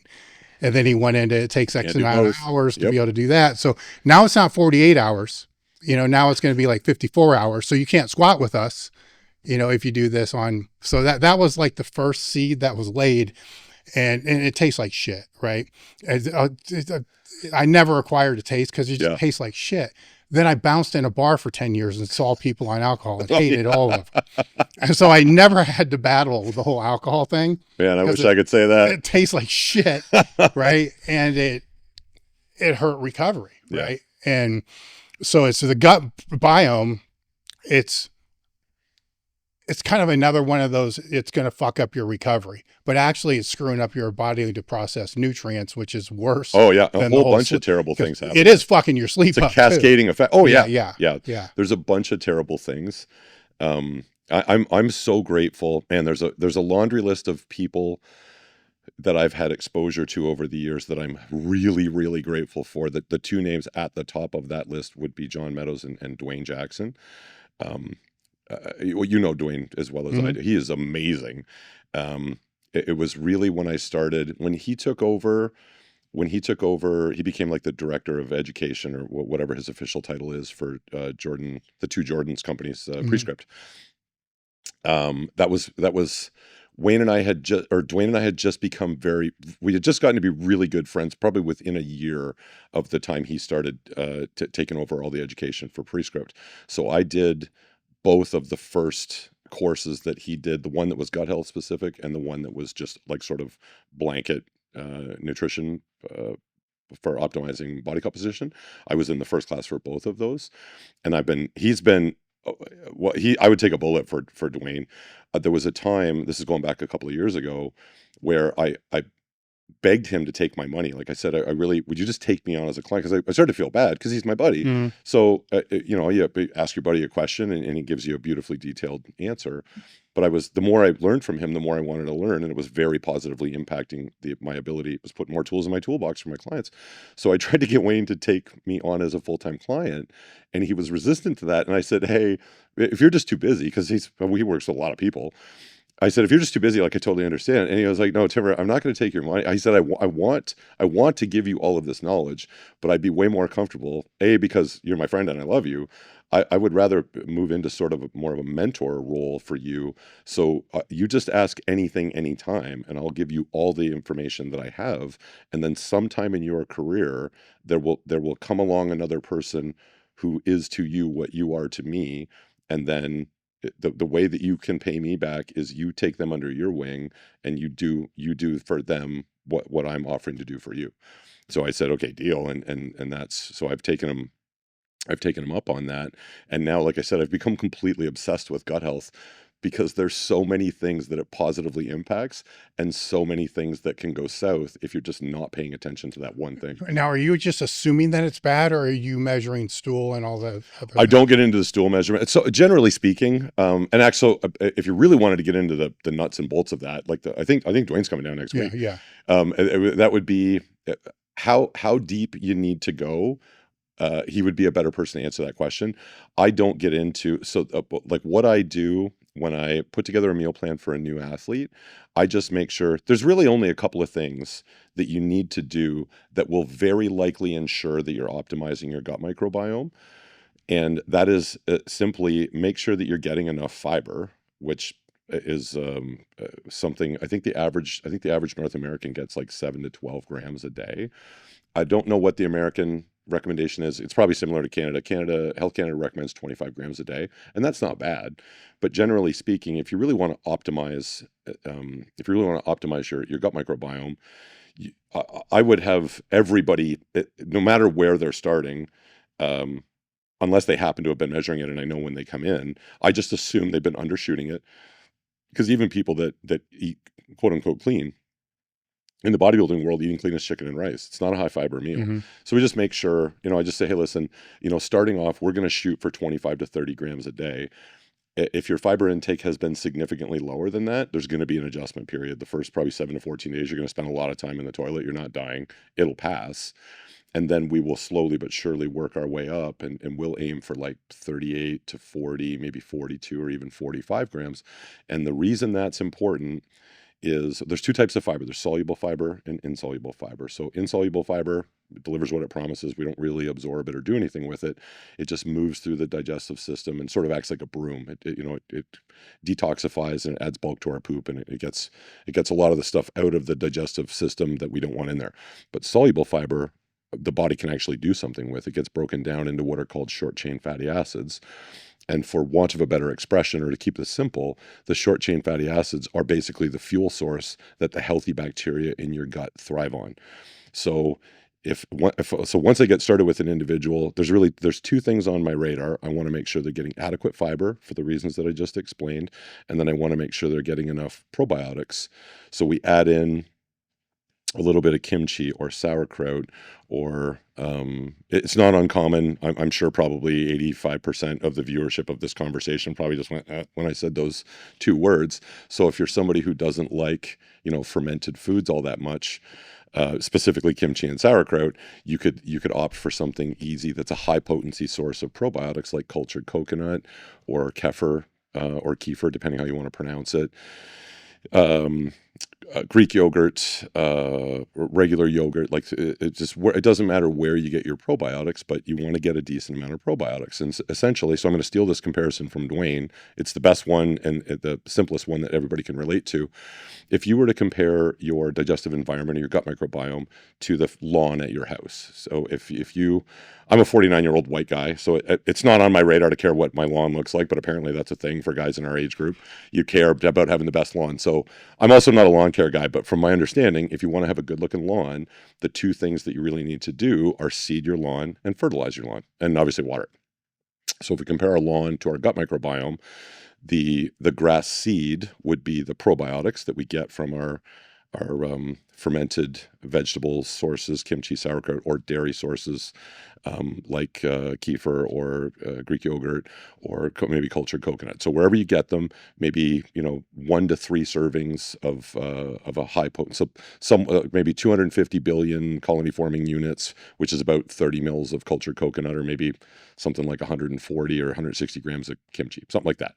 1 to 3 times a day. That's your grass seed, and then your fertilizer is the soluble fiber that you get from your fruits and veggies and whole grains, wherever you get. So you shoot for your 40 grams a day of, starting at 25, but work your way up to maybe 35 or 40 grams of soluble fiber.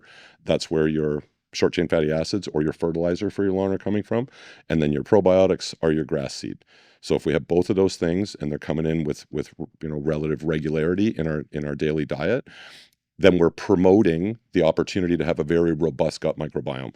So then, as long as we're not doing anything that negates those efforts, so the first, probably the biggest negator of all the work that we just did to create that healthy gut microbiome, number one for me would be alcohol.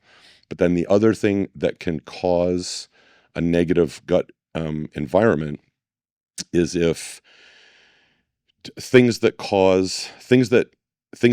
overstress the body. So training too hard too often, not getting enough sleep, those two generally go hand in hand. So things that are really bad for muscle growth are generally also really bad for your gut microbiome.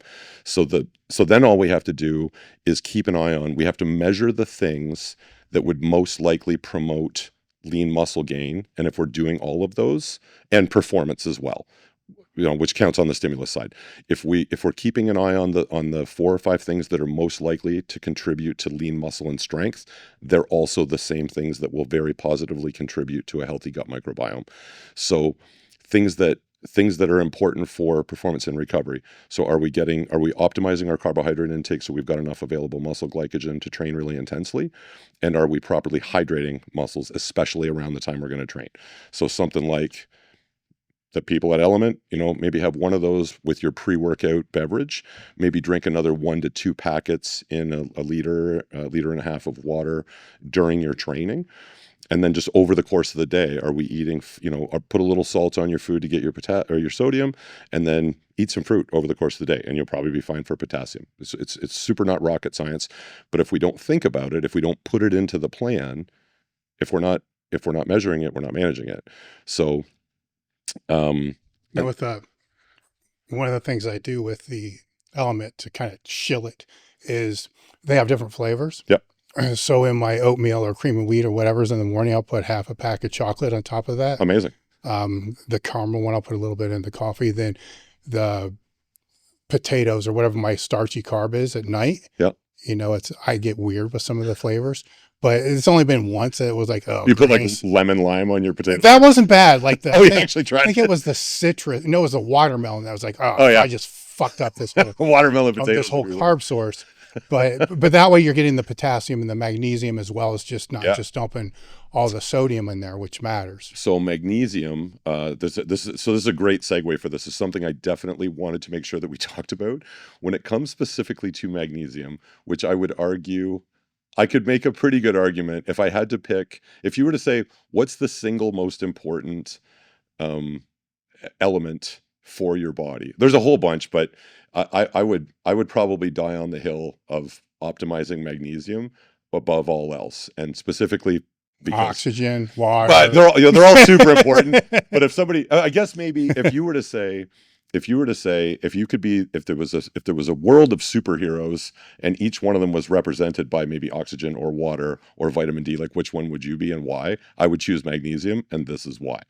So magnesium is incredibly important, and it's used for somewhere between 300 and 600 different enzymatic reactions in the body. So we use a lot of it. And if you right now were to go on Google or ask ChatGPT, how much elemental magnesium, because this is important, how much elemental magnesium does a physically active adult individual need to optimize their performance in recovery, and maybe get specific and say, I'm a strength athlete. So how much magnesium do I need? You'll get a generic response of somewhere between 200 and 400 milligrams of elemental magnesium every day, which I don't have a problem with. I think that's a great starting range, somewhere in those. I definitely wouldn't go below 200 for anybody.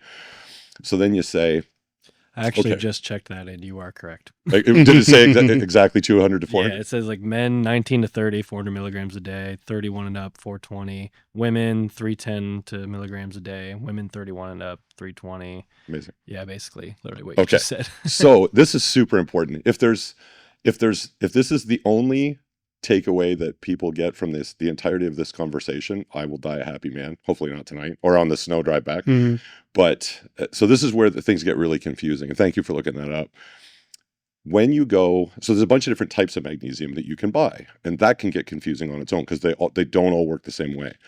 If you really need to poop and you haven't pooped in 5 days and you really want to poop in the next 2 hours, take a whole bunch of magnesium citrate or magnesium oxide. Don't use them for anything other than that. If you're interested in improving muscle performance and recovery and improving insulin sensitivity and improving sleep hygiene and a bunch of other great things, the type of magnesium you want specifically is magnesium glycinate, also known as magnesium bisglycinate. They're synonymous. It means the same thing. So in Canada, the most common dosage per capsule that you'll find for magnesium bisglycinate is 200 milligrams. So let's say I'm maybe just getting into fitness, and maybe somebody finds Real Vanilla Grill on Instagram and they watched a video that I made that said, hey, magnesium is really important. And then that's all they watched. They turned it off. And then they went and asked ChatGPT, okay, well, how much magnesium do I need? I'm Steve Jones. I'm 34 years old. I weigh 200 pounds, whatever. And then it says, okay, 400 milligrams or up. And then you say, okay, I'm going to go to the supplement store. I look up on Amazon. So there's a 200 milligram capsule, so I buy a bottle of those, and then I want to be the best Steve Jones that I can be. So I take 400 milligrams right before bed, just like it says on the label. So now I'm getting the optimal dose. I'm getting 400 milligrams. Well, unfortunately, Steve, no, you're not. Magnesium bisglycinate, by definition, is only 15% elemental magnesium by volume. The other 85% is an amino acid called glycine, which is really cool stuff, but it's not magnesium. So and that's if you're using magnesium glycinate, it's 15% magnesium 85% glycine. That's just how that works. So if you take a 400 milligram, take a couple of 200 milligram capsules, take 400 milligrams, your brain thinks, okay, well, I just took 400 milligrams of magnesium, but you didn't. You took 60. You took 60 milligrams of elemental magnesium because it's only 15% by volume. So for every 100 milligrams, 15 milligrams was magnesium. The other 85 was glycine. So you didn't take 400 milligrams, you took 60. So then maybe you take, your 400 milligrams every night before you go to bed, and nothing's getting better. Your sleep isn't getting better. Nothing's improving. Performance isn't getting better. Like, you're noticing no change. So then you might think, oh, well, shit, maybe magnesium just doesn't work for me or whatever. No, unfortunately, you're just underdosing it. And then, and for whatever reason, I have yet to see, if I owned a magnesium company, the whole front of the label would be a briefer explanation of what I just said to you. And then there would be a table on the back that explains how much and how often you should take it to actually get 400 milligrams of elemental magnesium. So every single time, unless the athlete already knew this, every single time I start working with somebody new, I have this conversation during the first draft review call, because they'll say, holy shit, like, why am I taking 14 magnesium capsules split up over 3 times a day? Well, it's because of that.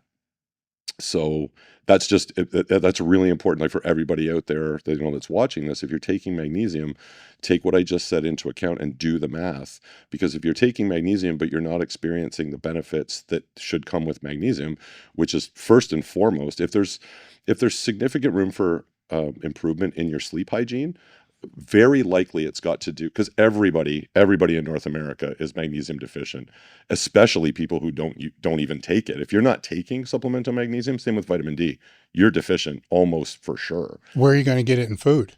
Oh, that's a great question. And then the other thing is, even the foods that are relatively high in magnesium content, you only absorb like 8 to 12%. So you might as well assume you're just not. Unless you're eating, and I should know this, but I don't talk about high density magnesium foods because it doesn't fucking matter. Like, you need to supplement with it, a bunch of it. So if you're somebody who is supplementing with magnesium and not seeing the benefits, do the math and figure out. And then the other thing is, you don't want to try and take up ridiculous amount. Like, you wouldn't take, well, for me, so minimum for me, I take 3,000 milligrams a day, and that gets me 450 elemental milligrams of magnesium, and I split that up into 3 doses. Pardon me, I take 1,000 milligrams with my post-workout meal, which is meal 2 for me. I take another 1,000 milligrams with meal 5, and then I take another 1,000 milligrams right before I go to bed. So I'm getting a total of 450 milligrams of elemental magnesium. The reason that I don't just take it all at once at the end of the day, because I would have no problem taking 15 pills. I mean, I'm not a person who has an issue. I could probably take them all at once, but you can only absorb so much magnesium in one sitting. So it just makes more sense to, if it's impractical, to break it up into 3. The other thing is compliance. So I have a couple of clients that would eat broken glass twice a day if I told them it would make them stronger, but it's not realistic to expect somebody to break up their magnesium into like 4 doses a day or something. So best case scenario, I'll get them to take 1,000 milligrams, maybe even a little bit more, because your body can suck up a lot of magnesium right after you train, because you just burned up a lot of it through the muscle exertion, and then take another dose right before they go to bed. So then on top of that, vitamin D is absolutely crucial for the absorption of magnesium, and magnesium is absolutely crucial for the absorption of vitamin D. So I never have a conversation about one without discussing the other. And actually, so there still seems to be a bit of an argument raging about what proper dosing is for vitamin D. I'm a big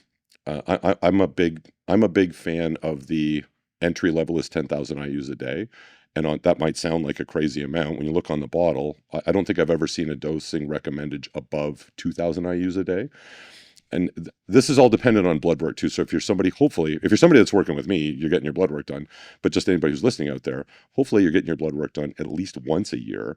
And if you just check the little box that says D25, you can see what your vitamin D levels are at. And if they're anywhere south of the top, maybe 25% of the acceptable range, like if there's some room for improvement in there, especially if it's at the lower end, if you want to see the needle move, you need to take a lot, like 12, 14, 20,000 IUs for like months. It takes a really long time supplementing with with a significant dose of exogenous vitamin D to get your blood levels to rise. So if you're only taking 1 or 2,000 IUs and you haven't had any blood work done, there's probably significant room for improvement. But then also you need a decent amount of vitamin D to absorb all your magnesium. So just do it. And then the next time you get your blood work done, I have yet to see vitamin D out of range, like so high that it's above the acceptable range. Theoretically, that's possible. But Dr. Serrano, the last time I was here for Swiss, told a really compelling story. And I won't get into it, but he recommended that a female client of his who had really, it sounded like really terrible eczema, and it covered her whole body. He had her taking 300,000 IUs a day for an extended period of time. And initially, she left his office because she thought he was crazy. But then she went and talked to a bunch of other skin specialists and couldn't get any relief. So she came back to see him. I think she brought him sushi or something. It was a really neat story. And she said, okay, listen, like, nothing else is working. I'll try it your way. And he said, I promise you're not going to die of vitamin D poisoning. So he gave her 300,000 IUs for many weeks, and it solved her problem and it only did a really good thing. It didn't do a bad thing. You're not going to get vitamin D poisoning. So once I'm not a doctor, so I wouldn't have made a blanket statement like that if I hadn't heard that story, particularly from him, because he's obviously someone that we both hold in very high regard. He's an excellent doctor. So that just sort of drove home the point to me that it's not, and now it seems to be much more common. I see recommended dosages in the 8,000 to 15,000 IUs a day. I see that very, very commonly. And I that's just a thing that also doesn't get talked about a lot. I wish more people talked about optimizing dosing for vitamin D, especially with regard to optimizing magnesium dosing, because it's such a positively impactful thing that any person can add to their nutrition and their physical health regimen that's being overlooked. And even if they do the research and they say, oh, I'm understanding now that magnesium is really important, and I'm taking the recommended dosage of 400. Sometimes I even take 600 milligrams, and I'm still not seeing any forward progress in my sleep or my insulin sensitivity, and my muscle recovery, still seems like it could be better. But I think I'm doing everything else right. It's not that they don't respond well to magnesium. They're just inadvertently wildly underdosing it, because nobody talks about that. The fact that magnesium bisglycinate, which I think is the best kind to take, other than maybe threonate, but it's a story for another day. They don't understand that it's only 15% by volume, so they just need to be taking more and maybe break it up into a couple of doses, and then all of a sudden, I've seen it happen so many dozens and dozens of times with my own clients, and these are people that are already pretty healthy. If there was room for improvement in their sleep, 9 times out of 10, the thing that ended up solving the sleep was finding their unicorn dose for magnesium. And just to give you some perspective, I have a couple of female clients that are both much smaller in stature than I am. I had to escalate their doses higher than mine, like well above 3,000 milligrams a day. So their elemental dose was at or above 500 milligrams a day. And then that's what solved their sleep issues. Because at the same time, there's so many things that will dramatically increase the excretion rate of magnesium that people don't realize. Really hard training is a very good thing, but it burns through magnesium like crazy. If you lead a stressful life, if you have a stressful job, or even if you're just a person that generally that's just sort of amped up, like if your adrenals are just kind of amped up because you're maybe sort of an anxious person, you're just burning through magnesium at a rate greater than the average person. So all of those things need to be taken into account when it comes to figuring out what's going to be what I refer to as your unicorn dose for magnesium. And if you're not sure, just keep dialing it up a little bit. Eventually, you'll get to the point where your body's like, okay, I think I've got enough magnesium, and you'll start getting loose stool, like consistently for a couple of days. You don't have diarrhea. It's just excess magnesium will draw more water into the lower digestive system, so it'll start liquefying your poops. You're not absorbing other nutrients. You don't have diarrhea. But if you overdo your magnesium, you'll probably get some loose stool. So a quick and dirty way to prescribe magnesium is keep up in the dose until you get mud butt, and then back it off by 200 milligrams. Now, something that I wondered as you were speaking is with vitamin D, with myself, the dose, oh God, what Serrano had me. It was always sitting like at 15, 20, blood work, it was not good. Okay. So I think we scaled the dose up to like 60, maybe 80,000, and really no change. And then just one day, or I was doing a podcast with somebody and it just hit me that, oh, fuck, it's a fat soluble vitamin. Oh shit. Yeah, that's a really good so point. I'm not taking it with meals. Yep. Right. No change whatsoever. Just start taking it with meals or with a tablespoon of peanut butter. Or Yeah. D goes to 150, 180. Yeah. But now if the D's got to go with the magnesium, right, and it's before bed, does there need to be fats in there? No, they just need to be in the same day. Sorry. Okay, So not okay, a day. okay. That's a great question and a really good point. And I'm glad you mentioned that vitamin D is fat soluble, because for the whole rant that I just went on about it, I completely would have forgot to mention that as a really good point. Yeah. I've since then found a source where it's covered in coconut, Oh, perfect. so now it's like a no fucking brainer. Yeah. But I pay a lot more when I could just use Have some peanut butter. peanut butter. For 2 cents a kilogram. Yeah. Yes. As long as you're getting it though, that's perfect. Well, it's interesting about the magnesium though, because I'm not a giant fan of the supplement industry, where you would think Me they would either. just fucking create it. There's like 5 that I really. You know what I'm saying? But it's, why do they not just make it as you're saying? That's a great question. Well, I guess maybe because the capsule would have to be so big, and so this is worth mentioning. Oh, that's a good point. Because the glycine that makes up the other 85% is an incredibly important. That's another supplement that I personally spend the money on. So I supplement with a significant, well, 15,000 IUs a day of vitamin D, 3,000 milligrams a day of magnesium bisglycinate. I take 9 grams a day of glycine on top of the amount of glycine that I'm getting in my magnesium, and I also take N-acetylcysteine. So without turning a huge section of this into supplements, Is that NAC? NAC. Yeah.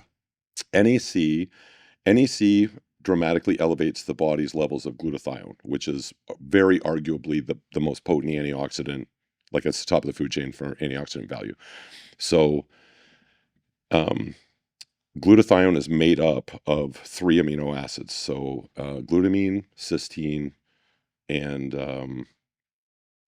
oh my goodness, why am I drawing a blank on this? Glutamine, cysteine,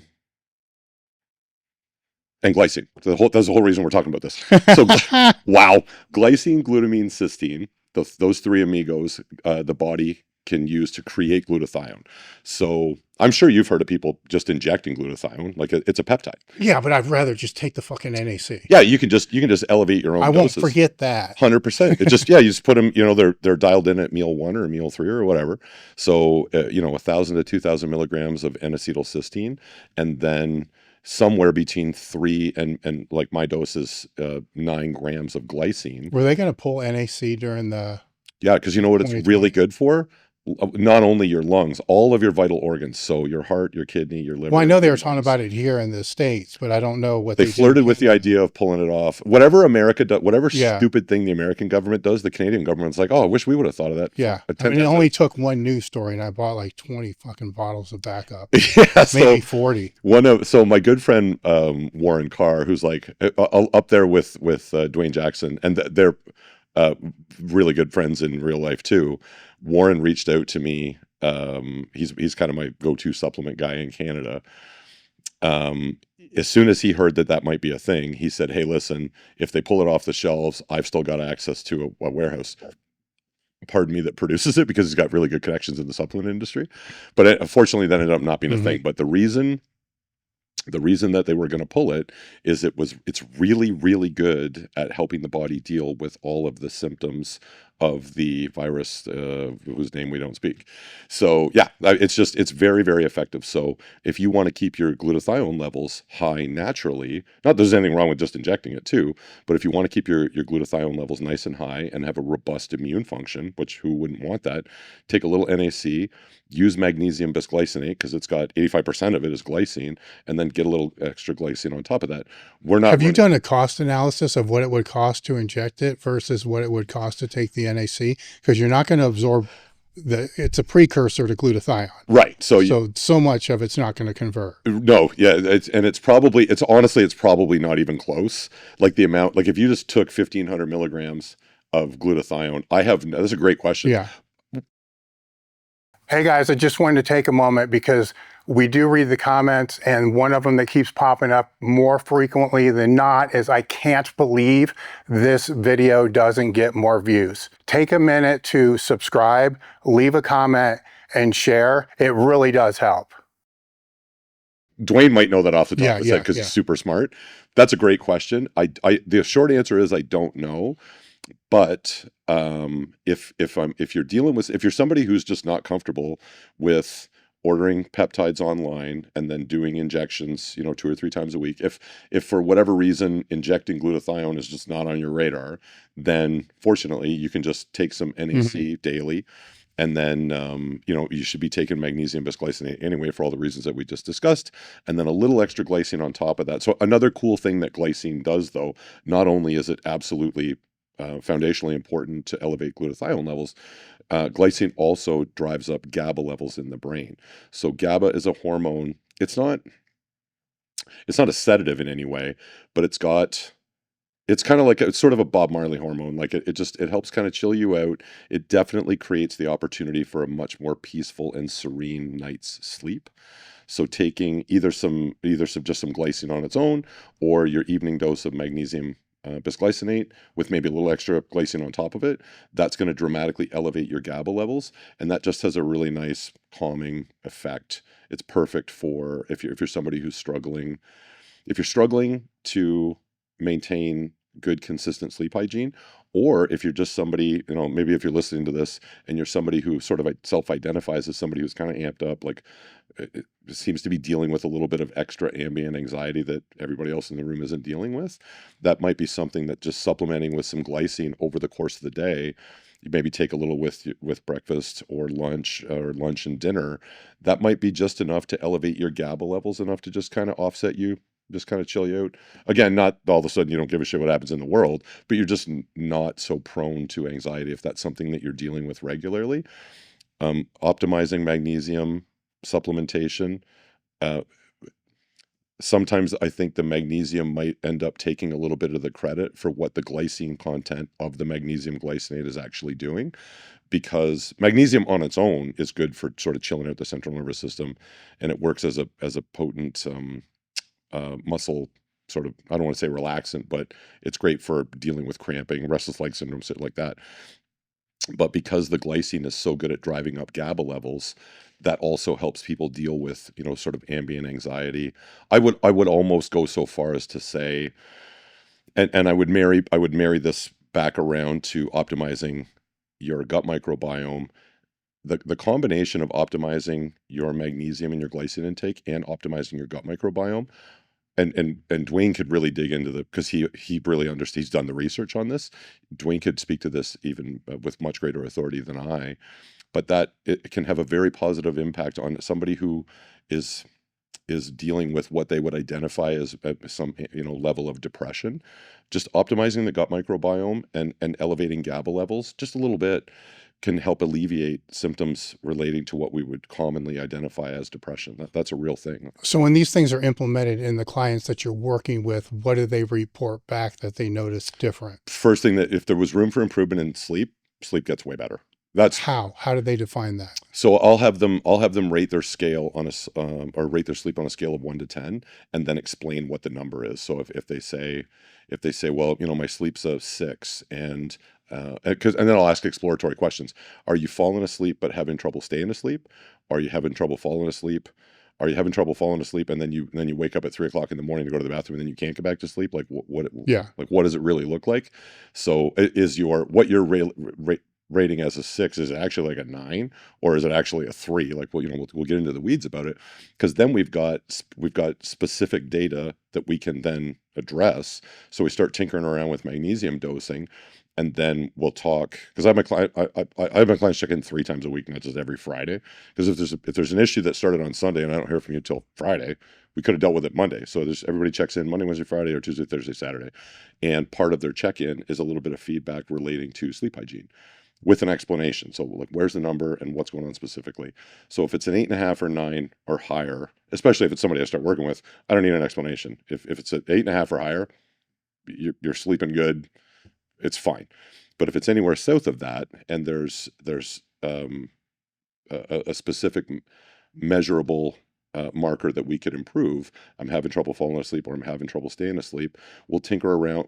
So we'll maybe make an adjustment to magnesium and or glycine dosing, but then we'll also take a look at what's going on in the hours leading up to it. Have we fallen off the path a little bit? Are we getting maybe screen time, within an hour that we didn't used to? Have we traded morning workouts for early afternoon workouts, but we're still using the same pre-workout that's got caffeine in it, and maybe the extended half-life of caffeine, which is 6 to 8 hours, and a lot of people don't know that.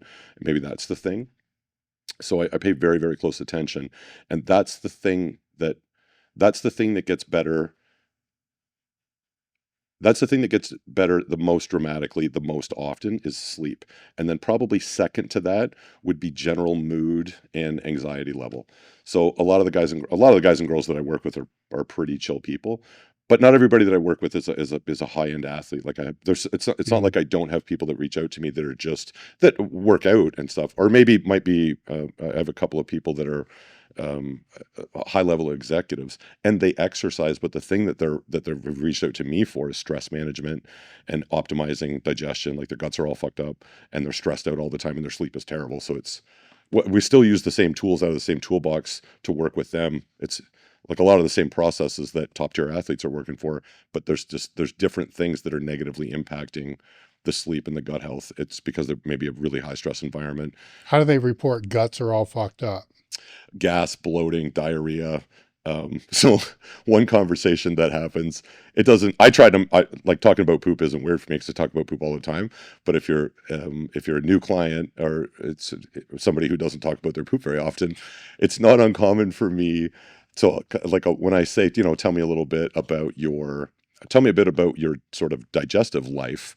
How often do you poop? So, and sometimes, depending how quickly I build rapport with somebody, I'll just say, to give you a frame of reference, I eat 5 times a day. I generally poop 5 times a day. Like, that's just what's normal for me. And not often. So this response tends to lean more toward one gender than the other.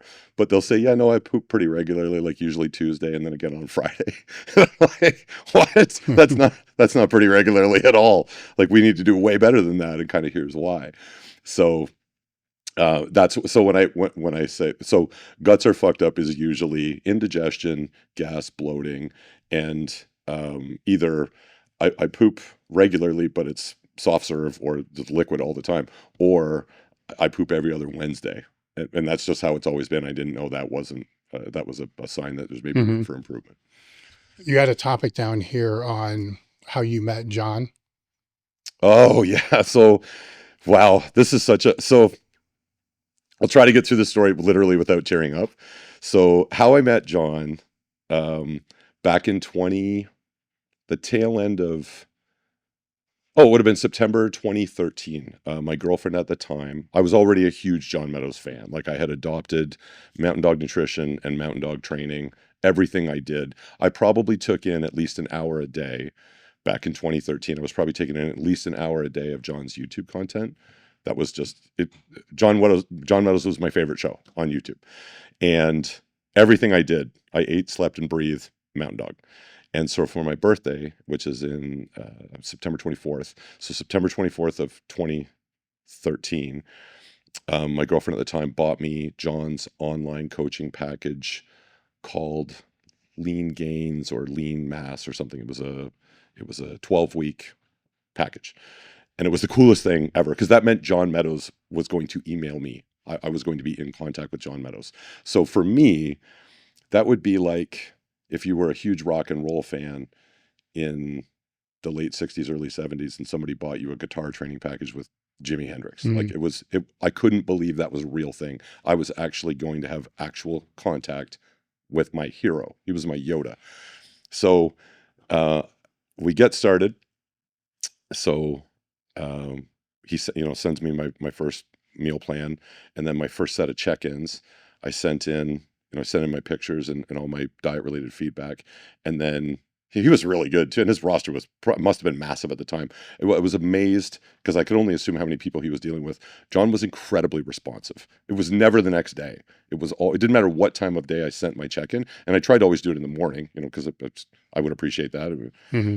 So, but it didn't matter. He would always get back to me within like 2.5 hours. It was crazy.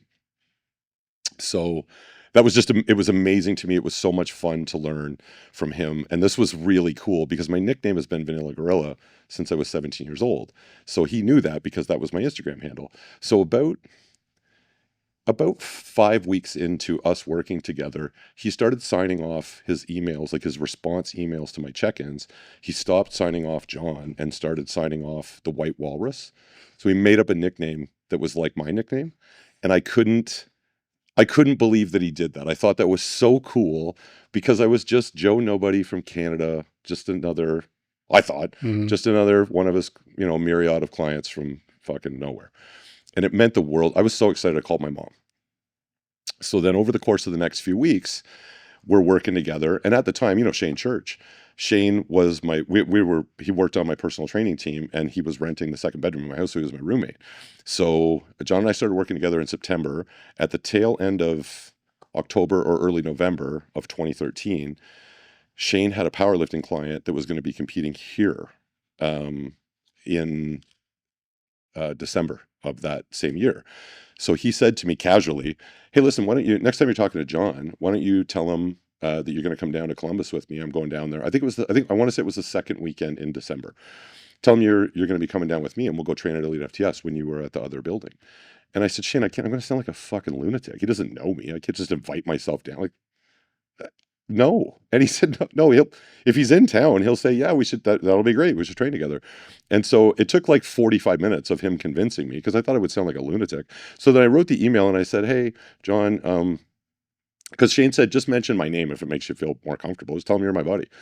And so I said, "Hey, Shane Church happens to be my roommate, and he's got this thing coming up. He's going to drive down the second weekend in December, and he suggested that I come with him, and maybe we could get a workout in Elite FTS. Feel free to say no to this. I promise I'm not a crazed fan, but if you happen to be in town, like, would you maybe want to get a workout in?" And like 4 minutes later, he wrote me back, and he was like, "Absolutely. You pick the body part. Like, what body part do you want to train?"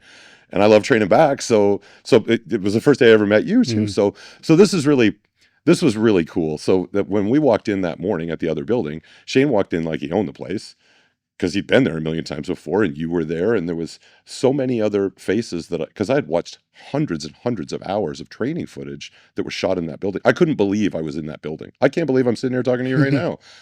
So I went over and sat in a corner, and I was looking around, like even right now, like all of those amazing pictures on the wall, and I'd seen so many incredible moments with so many great athletes, guys and girls, that were my heroes, and I was sitting in that room. So I'm sitting in the corner, and I'm putting my shoes on to train, and John came in, and I heard his voice, and I froze. I was just staring at my feet. And everyone was like, "Good morning, John," because it's just a fucking other day in your lives. And then John looked over, like I could see in my peripheral that he was heading in my direction, but I was frozen like a deer in headlights. And I've actually met for some weird reason, I've actually met a lot of celebrities in my life. I've never fanned out about anybody. And the closer he got to me, the more nauseous I got. And he reached out and he stuck his hand out, and I could only see his hand. I couldn't see his face because I couldn't move. And he was like, "Vanilla Gorilla." And he stuck his hand out, and I was like, "Just a second. I'm trying not to throw up on your shoes right now." And he goes, "What?" And I said, "Sorry, I'm having a minute here." And he grabbed my hand and pulled me to my feet and gave me a hug. And he said, "It's really nice to meet you." And then that moment, like the awkwardness passed, and I said, "It's really great to meet you too." And so we just started shooting the shit. And then, I don't know, 5 minutes later, the three of us started training. And my girlfriend at the time, Steph, we ended up training for like 3 hours. And that was over the course of that conversation. I don't know how much of this you would remember if you were standing close enough to hear it. But we got talking about bodybuilding, and John said, "When was the last time you were on stage?" And at the time, it had been almost 7 years. And he said, "How come?" And I said, "Well, when I first left Kingston and started, I had just requalified for nationals, and when I first left Kingston to come to Ottawa to take this job with Good Life, I had every intention of still pursuing. I didn't have any delusions of grandeur. I didn't know if I'd ever get a pro card, but I had just gotten to the national level. But I hit the ground running with Good Life. My sales were really, really good. So I got groomed for a management position, almost immediately. By the end of my second year, I already had my own club. And then I became obsessed. And there's not to say Good Life's a cult, because Movati was the same way. All big chains are probably the same way. If you perform really, really well, they pour a lot of gas on that fire, and they don't care if you burn out and die. But I was working 7 days a week, but my numbers and my PT team's numbers were really, really good. So I just kind of forgot about bodybuilding, and 6.5 years went by. And then, but I was still like, I was still over 270. Like I was still carrying a bunch of muscle, and I felt good and I was strong. And John said, well, just like you obviously still got it. Like, are you sure you don't want to, like he's like, because there will come a time, and he said, I've seen it so many times over the years where guys or girls, the window closes, and then 2 or 3 years later they try and come back, and it's just not the same. And I've seen it happen a million times. And I said, well, geez, I hadn't really thought about it like that. And I said, what do you think? Like, what do you think we should do? And he's like, I think let's do Fuad show. And I was like, okay. So I just came out of retirement, and we wound up working together for the entirety of the rest of that year. So he prepped me for the Fuad Abiad Classic the next year, and he brought me in bigger and better conditioned than I'd ever been. And in a weird way, unfortunately, or maybe not unfortunately, it was the first time in my whole career I didn't place third or higher. Like I've never not been in the first call out in my whole life. But there was 13 super heavyweights in that class. And my conditioning was, I talked to the judges after, and they said, and these are all guys and girls that I'd gotten to know over the years, because I had been retired for a while, but they'd seen me on stage 10 times before that. And they said, but I'd had all these injuries, like between the time I did my second last show and when I started working with John, I had torn both biceps, torn my left rotator, torn my left tricep. I have since had my hip replaced. Like my body was pretty banged up. So although he brought me in tremendous condition, my body didn't. Like my arms suck now. They used to be huge, but now they're all fucked up because I've torn everything. So I just didn't I wasn't as pretty looking as I used to be. So I wound up coming in 6th or 7th out of 13, but I didn't make first call out. So that's it. Your day's done. And it broke my heart, not because I didn't do well for me, but I was very sad that I didn't do well for John. So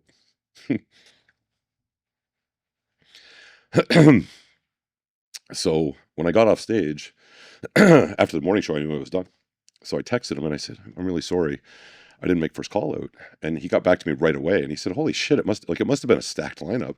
And I said, yeah, there's 12 other guys in my class, which is crazy for super heavyweights. I was 241 pounds. And I said, I already talked to the judges, and when they asked who my coach was, and when I said it was you, they said, well, that explains the conditioning. But, Tim, you don't look like you used to, like it's just your injuries, the balance and flow, it's not the same. But that's the only reason, but your conditioning is absolutely flawless. Your posing was great. And I was still very apologetic to John. And he said, I'm so proud of you. And he said, I was going to wait and tell you this later, but it sounds like you could use a W. So I'm going to have Andrew Barry, who was working for John at the time, I'm going to have Andrew reach out to you, and he's going to interview you for a spot called In the Trenches on the website. And so that was, I couldn't believe that. That was way better. I have a room full of trophies I don't even look at anymore. The coolest thing that had ever happened in my bodybuilding life, other than the day I first met you and met John, was having that In the Trenches, which to this day, I mean, you got all the way back to 2014 to find it, but it's still on the Mountain Dog website. And that was the biggest honor of my whole career. And it meant the world to me to have him, say he was proud of me. But then also it just immediately, like, trophies are nothing. Experiences that's everything. And it was the time that I worked with John, and then we ended up becoming, like, he became my friend. That was, now I look at in my, like, I mean, I was a grown-up when I met him, but in my sort of adult life, I don't just look at business situations or training situations or industry-related situations through the lens of what would John do. From a moral compass point of view, the two best people I ever knew in my life were my mom and John. So I look at, like, I'll say to myself, like, either what would my mom say if she was alive and I could call her and ask for advice, or what would John do? That's how I'll run my life for the rest of my life.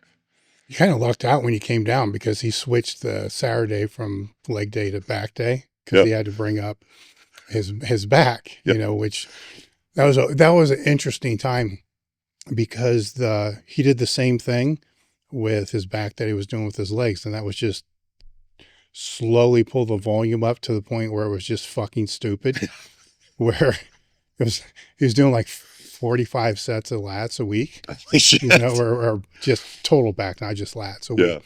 And it was kind of during that same frame where I got locked up into something business wise to where the training had to drop down to like once or twice a week.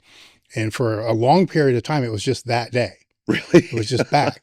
And I always kind of knew that if you just trained legs really hard, you'd pretty much maintain everything. Yeah. After that, it was like, well, if you train your back really fucking hard and the volume's high enough, yeah, well, not really the volume and intensity, it kind of plays into that. Yeah. I actually maintained better, which was fucking weird because the partial deadlifts would fall on back day. Yeah. You know, so that was kind of taking care of hamstrings and shit like that because it certainly wasn't back. Yeah. You know, maybe erectors. We live in some crazy times right now where there's not a day that I don't go on the internet and I see some BS crap about this research study or this research study. This isn't new. I've been in this industry for 4 decades. One thing that's helped me is 8 years ago, the Mass Research Review started and became a godsend. The Mass Research team are professional researchers that are also meatheads. So they've done this great job of being able to take all these topics and put them into this research review that I get every month. I'm excited to partner with them. I spoke with Eric Helms about this on the podcast. It's simple, it's easy. They're offering a 20% discount to all podcast listeners. The code is elitefts20. When you join, you get the research review, which is going to be sent to you every single month that has 7 to 9 articles in there. The archive, which is 1,500 articles, thousands of videos. Just head over to massresearchreview.com and use the code elitefts20. The link will be in the description. But there's a moment from that day. This was amazing. And I'm sure you'll remember this. Probably for the entirety of the rest of my life, the craziest fucking thing I ever saw happen right in front of me was when, remember at the end of that day where we all did a max effort set with the sort of modified rack pull thing with those big wagon wheel? Yeah. So you had what looked like I'd never seen anybody else do this because everybody else just sniffs their ammonia from like the bottle. But you had what looked like a climber's chalk bag or something that I guess had ammonia in it. And instead of just like taking a whiff of it, I was standing next to John and you stuck your face into I guess what was a bag of ammonia, and you went, and your eyes were like this big. And John goes, "We should take a step back." So we did. And then you did your crazy max effort set. But that was the wildest thing. The look in your eyes, I'll never forget. And I already kind of had you on a pedestal, but holy shit, it was like, that was really intense. John goes, "Yeah, Dave's really after it today." Yeah, That was awesome. I think it was deadlifting with chains off blocks or some shit like that. And it was the same type of thing that we did. Yeah. And there's a video out there where it's the last set, you know, so you just fucking go. Full set, yeah. And just, I didn't pass out, but I was on the floor because there was no other place to be. And John just leisurely walks over, steps over me, goes to the other side, takes the plates off.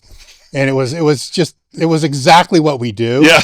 But the amount of DMs and shit that he got Yeah. because of, "I can't believe you didn't check to see if he was okay." You know, it's just normal. His chest was still raised. He'll be all right. Yeah. There was another video of John did the drop set of death.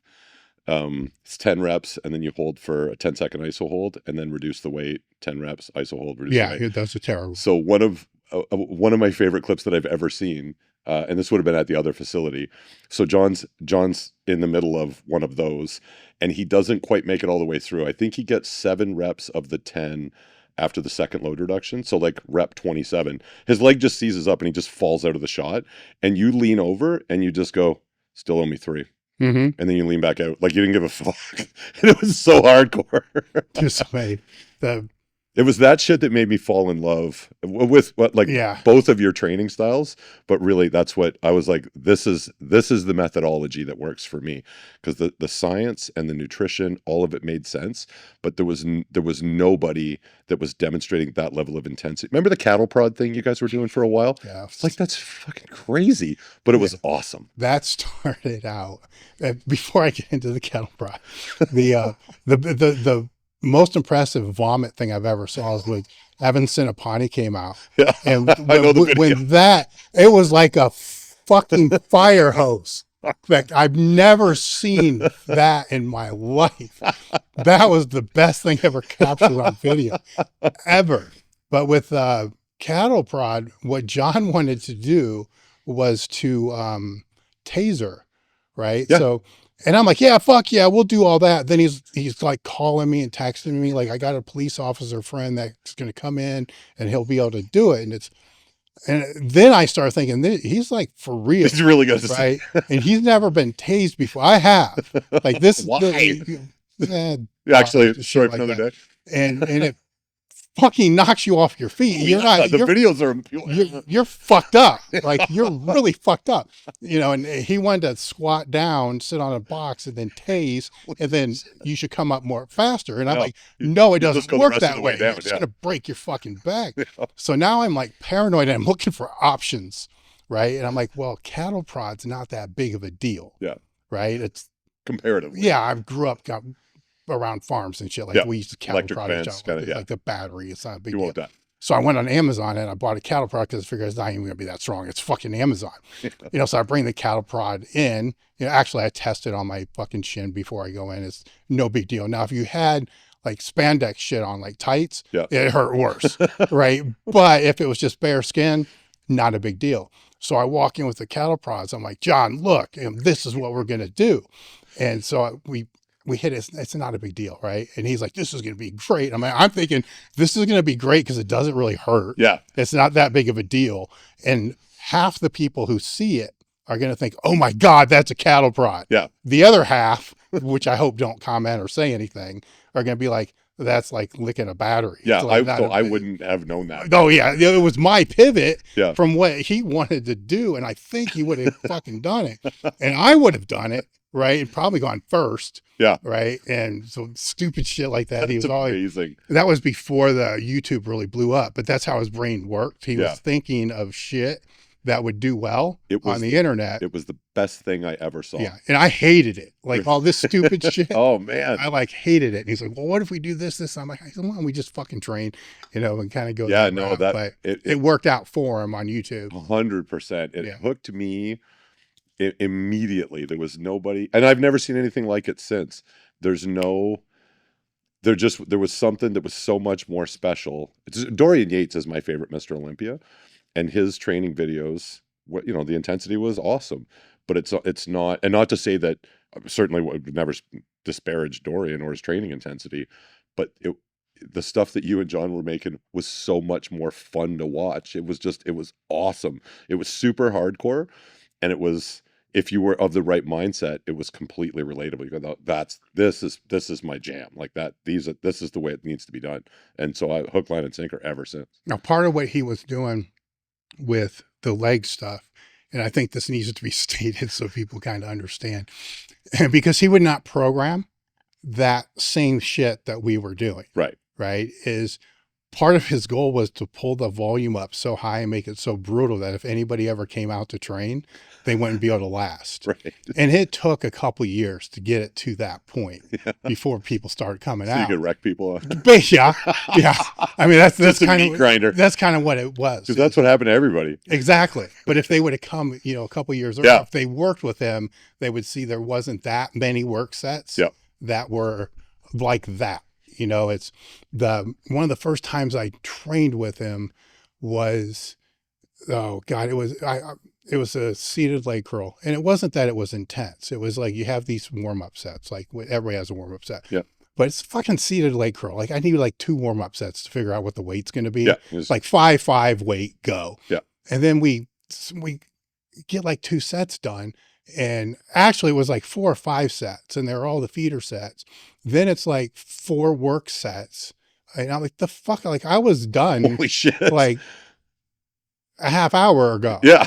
Like, and that's, we've been on this machine for 49 minutes. That one, like, what the fuck were all those other sets? This is insane. Yeah. Then the like 6 work sets after you do the warm up sets, like, what the fuck this is stupid, man. And I hated it coming from the powerlifting standpoint. Oh yeah. 1 or 2 work sets, it's fucking done. Like yeah. you hard enough. And it's like, no, that was set 2. There's 2 more. I'm like, I don't want to do the same weight 4 times. Like I hate that. That's the one thing I hated about body. If you use the same weight for multiple sets, like Yeah, I already did that. It's counterintuitive Yeah. to the powerlifting mentality. Like, the fuck, I conquered that. What are we doing what's here? The next one. Santana Anderson. Oh, he came out once or Yeah, twice. Yeah. so he's been a good friend of mine for a long. I knew him way before he got his program, and I love him. He's just a great human. Santana's another really good example of a person from the bodybuilding world who not only is one of the nicest people in the bodybuilding world, but would be one of the nicest people you ever met. He worked his ass off too. Was it like a fishing charter or something? Yeah, so his old man. So the way that I met him was he moved from the East Coast. He moved to Belleville to go to the local college there. And then back in the days, I worked in bars as a doorman for 10 or 11 years too. So in my early days, he was working as a doorman at a bar that was owned by a guy that I knew. And so he was also looking for extra work, and I had just opened my first supplement store in Belleville. So my buddy said, go over to Body Nutrition and just tell him I sent you, meet Tim. You guys probably get along great. So I hired him right on the spot, but then we also started training together. He's a great kid. And then he really got the bodybuilding bug, and he's always had a tremendous work ethic. And as we were getting to be good friends, he told me about his first days. His old man owned a crab fishing outfit. And he said, and so like if you've ever seen movies like, I don't know, like The Perfect Storm or whatever, fucking guys live hard. That's why there's reality shows on how hard their life is. And he's like, that's legit. Like it's really like that. And if you get on the ocean and you don't have your quote unquote sea legs, the first few days are rough. Like he said, I puked for 3 days straight. I couldn't keep water down, but you just gotta get used to it. But yeah, he's like, he's got an absolutely militant work ethic. He's amazing. So he had been down to train with you and John a couple of times, and then when I first posted on Instagram that I had been down here, when I did just to circle back, so when I did my max effort set of those modified rack pulls, and what John would call a challenge set, or everybody else would call an AMRAP, it's the same thing. I had posted that video because I basically just kept going and going until he told me to stop, because my form got so bad. I think I went blind in my left eye for a couple of minutes. Like I just didn't want to quit in front of him and you. But there was a point where my reps were getting so ugly. He was like, okay, you're good. Yeah. And in my summary of that day, I used the expression challenge set. And Santa sent me a DM and said, it just said those challenge sets are no joke, like ... And then we talked about it later, and he's like, I thought I was going to die when I was down there. But he said it was an amazing training experience. But he's like, you think you train hard until you go to Elite FTS, and then you realize there's levels to this shit. Oh yeah. And it's probably universally, every time you guys got somebody new in here, they probably felt that same way. Unless if they came down for 4 or 5 days. Right. So they would, because he trained at that Lifetime Fitness, right? Which I couldn't try train there twice. I can't do that. It's not your place. It was so fucking commercial. It was commercial times 10. Yeah.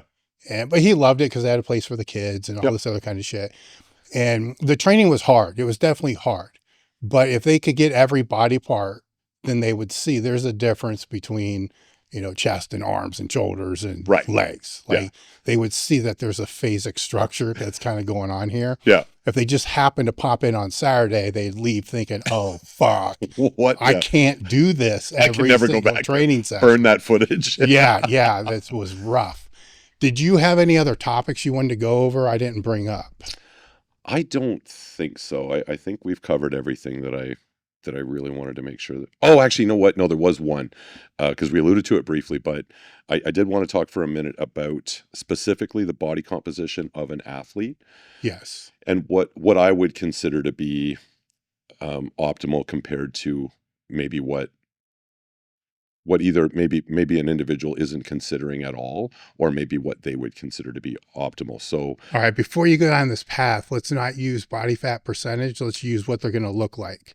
Because, right. Yeah. Okay. Sorry. Okay, yeah. Because you start dealing with calipers and all these different things. So let's just say, let's say if there's unnecessary fluff. Yeah. So when you look at yourself in the mirror in your underwear, you're either in pretty good shape or you're not. So if you're fluffy, then if you're fluffy, then we can take it to the bank. If you're carrying, let's say, if your body fat is if you have unnecessary body fat, then you will also be dealing with unnecessarily elevated estrogen sensitivity. But what are they going to see? I mean, should they see an outline of their abs? Oh, that's a great question. No, that would be great. Like if you Yeah. can, abs are a pretty good. It's a little bit different because of the gender gap. For guys, if your abs are at least lightly visible, and I don't just mean like, oh, in the right lighting I can kind of see the outside. Like if you can see your abs, but they're not peeled, but if you go, oh, okay, no, they're clearly there, then that's certainly, I would say that's acceptable. But then you certainly don't need to strive for like veins on your abs. Like we're not talking pre-contest bodybuilder, but if for guys, if your abs are visible and not just in perfect lighting, let's say that's good. And then for the girls, if there's not just, I want to be choosy with my language here, but if you're being honest with yourself, you know what fluffy looks like. So if there's what you would honestly say to yourself, okay, that's more body fat than nature intended, or whatever. Yeah. However you want to word it. I mean, you can read between the lines, hopefully enough, if you're serious enough about your training. So then, essentially, the point that I kind of want to drive home is if your body fat is, when I say unnecessarily high, I guess what I mean specifically by that is if there's more body fat than is likely to promote robust health. Every pound of body fat over and above that we'll call unnecessary body fat. So if your body fat is unnecessarily high, you're going to deal with unnecessary degradation in your insulin sensitivity. You're going to deal with unnecessarily lowered androgen receptor sensitivity, unnecessarily elevated systemic inflammation, and unnecessarily elevated estrogen sensitivity, which is particularly bad for male athletes. So what were those for again? So unnecessarily elevated estrogen sensitivity, unnecessarily elevated systemic inflammation, unnecessarily downregulated insulin sensitivity, and unnecessarily downregulated androgen receptor sensitivity. So all those except the inflammation I can fix with drugs. So, okay. So that's true. But if you change the lifestyle habits that contributed to the unnecessarily elevated body fat and did drugs, you'd get an even better response. I'm just playing devil's advocate. Totally. Right. And it's a valid point. That's how I would have thought. Somebody's going to show up, and that's how I used to think too, until I learned. Yeah. So if your response was, well, wait a minute, there's a drug for everyone. I mean, actually, what is there for inflammation? That's no, not really. Dicey. So there isn't a drug. Somebody will figure one out. But if your response was, hey, I can fix most of those with drugs, I would say that's true. And don't get me wrong, I'm pro drug, but let's not bring drugs into the situation until we're doing the best that we can to create the most robust and performance enhancing environment, and then do drugs. Well, drugs can either fix or enhance. Right. So if you're using the drugs to fix the bad problem, mask or enhance. Yeah. Yeah. Fixing the problem is going to that's going to come back around to better nutrition choices. You might have to actually start doing some cardio. You might have to, like there's all of the easily pulled levers that are well within our control and aren't expensive. The things that we talked about at the beginning, the things that if we measure will get managed. All of those things, none of them are expensive. They're all pretty easy to learn. If I can learn them, anybody can. And they're all things that you could immediately deploy into your lifestyle tomorrow morning. So if you did all those things and then you say to yourself, okay, let's say you've got 30 pounds more body fat than your body can do anything productive with, and you're serious about your training. Because I want to make sure, like, if everybody watching this, I'm not saying if you're unnecessarily fat, you're a bad person. I don't care, like whatever makes you happy.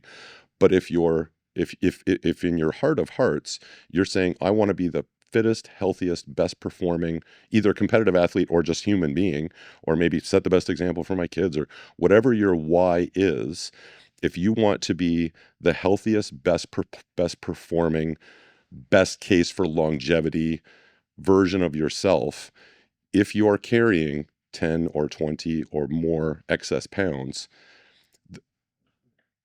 if we make that a priority and you say, okay, I'm gonna slowly but surely get rid of all of that, everything about your life will get better, especially your performance and recovery life, if that's really on your radar. So the most recent best case example of that, I'm not picking favorites. I love all my clients, but one in particular is a kid named Dylan Pierce that's a strongman competitor in Western Canada. So in the between a year and a half that he and I have been working together, when I first got him, he was in the low 200s, 202 maybe, and what you would consider to be fluffy. He was really strong. In his weight class, is already one of the best powerlifters strongman competitors in Canada. But it was immediate. It was on his radar when he hired me. One of the things he wanted to do was just improve his body composition. I didn't need to give him the speech that I just made. He wanted to get better at everything. He just wanted to learn to manage the 5 things that we've talked about. They were already on his radar. He wanted to learn what are the processes to optimize those things that are within my capability. Because I want to be the best athlete that I can possibly be. And I just want to learn that. So the beneficial side effect of all of the things, and he's got a great work ethic, all of the things that we've been doing together, which was basically, we did a sort of a clean off season together. And then we did a couple of preps. He went all the way to Ireland recently to compete over there, did really, really well. He's been slowly but surely improving his body composition. And just as of this past week, he's 25 pounds lighter than the day he and I started working together, and he's crushing all-time PRs at his new low body weight. He had a DEXA scan done the week before last, 9.8% body fat.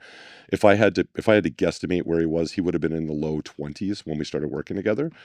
So less than 3 weeks ago, 9.8% DEXA. 5 or 6 days ago, which would be a few weeks ago now, depending on when this airs, he hit squat and deadlift PRs, and that's what happens.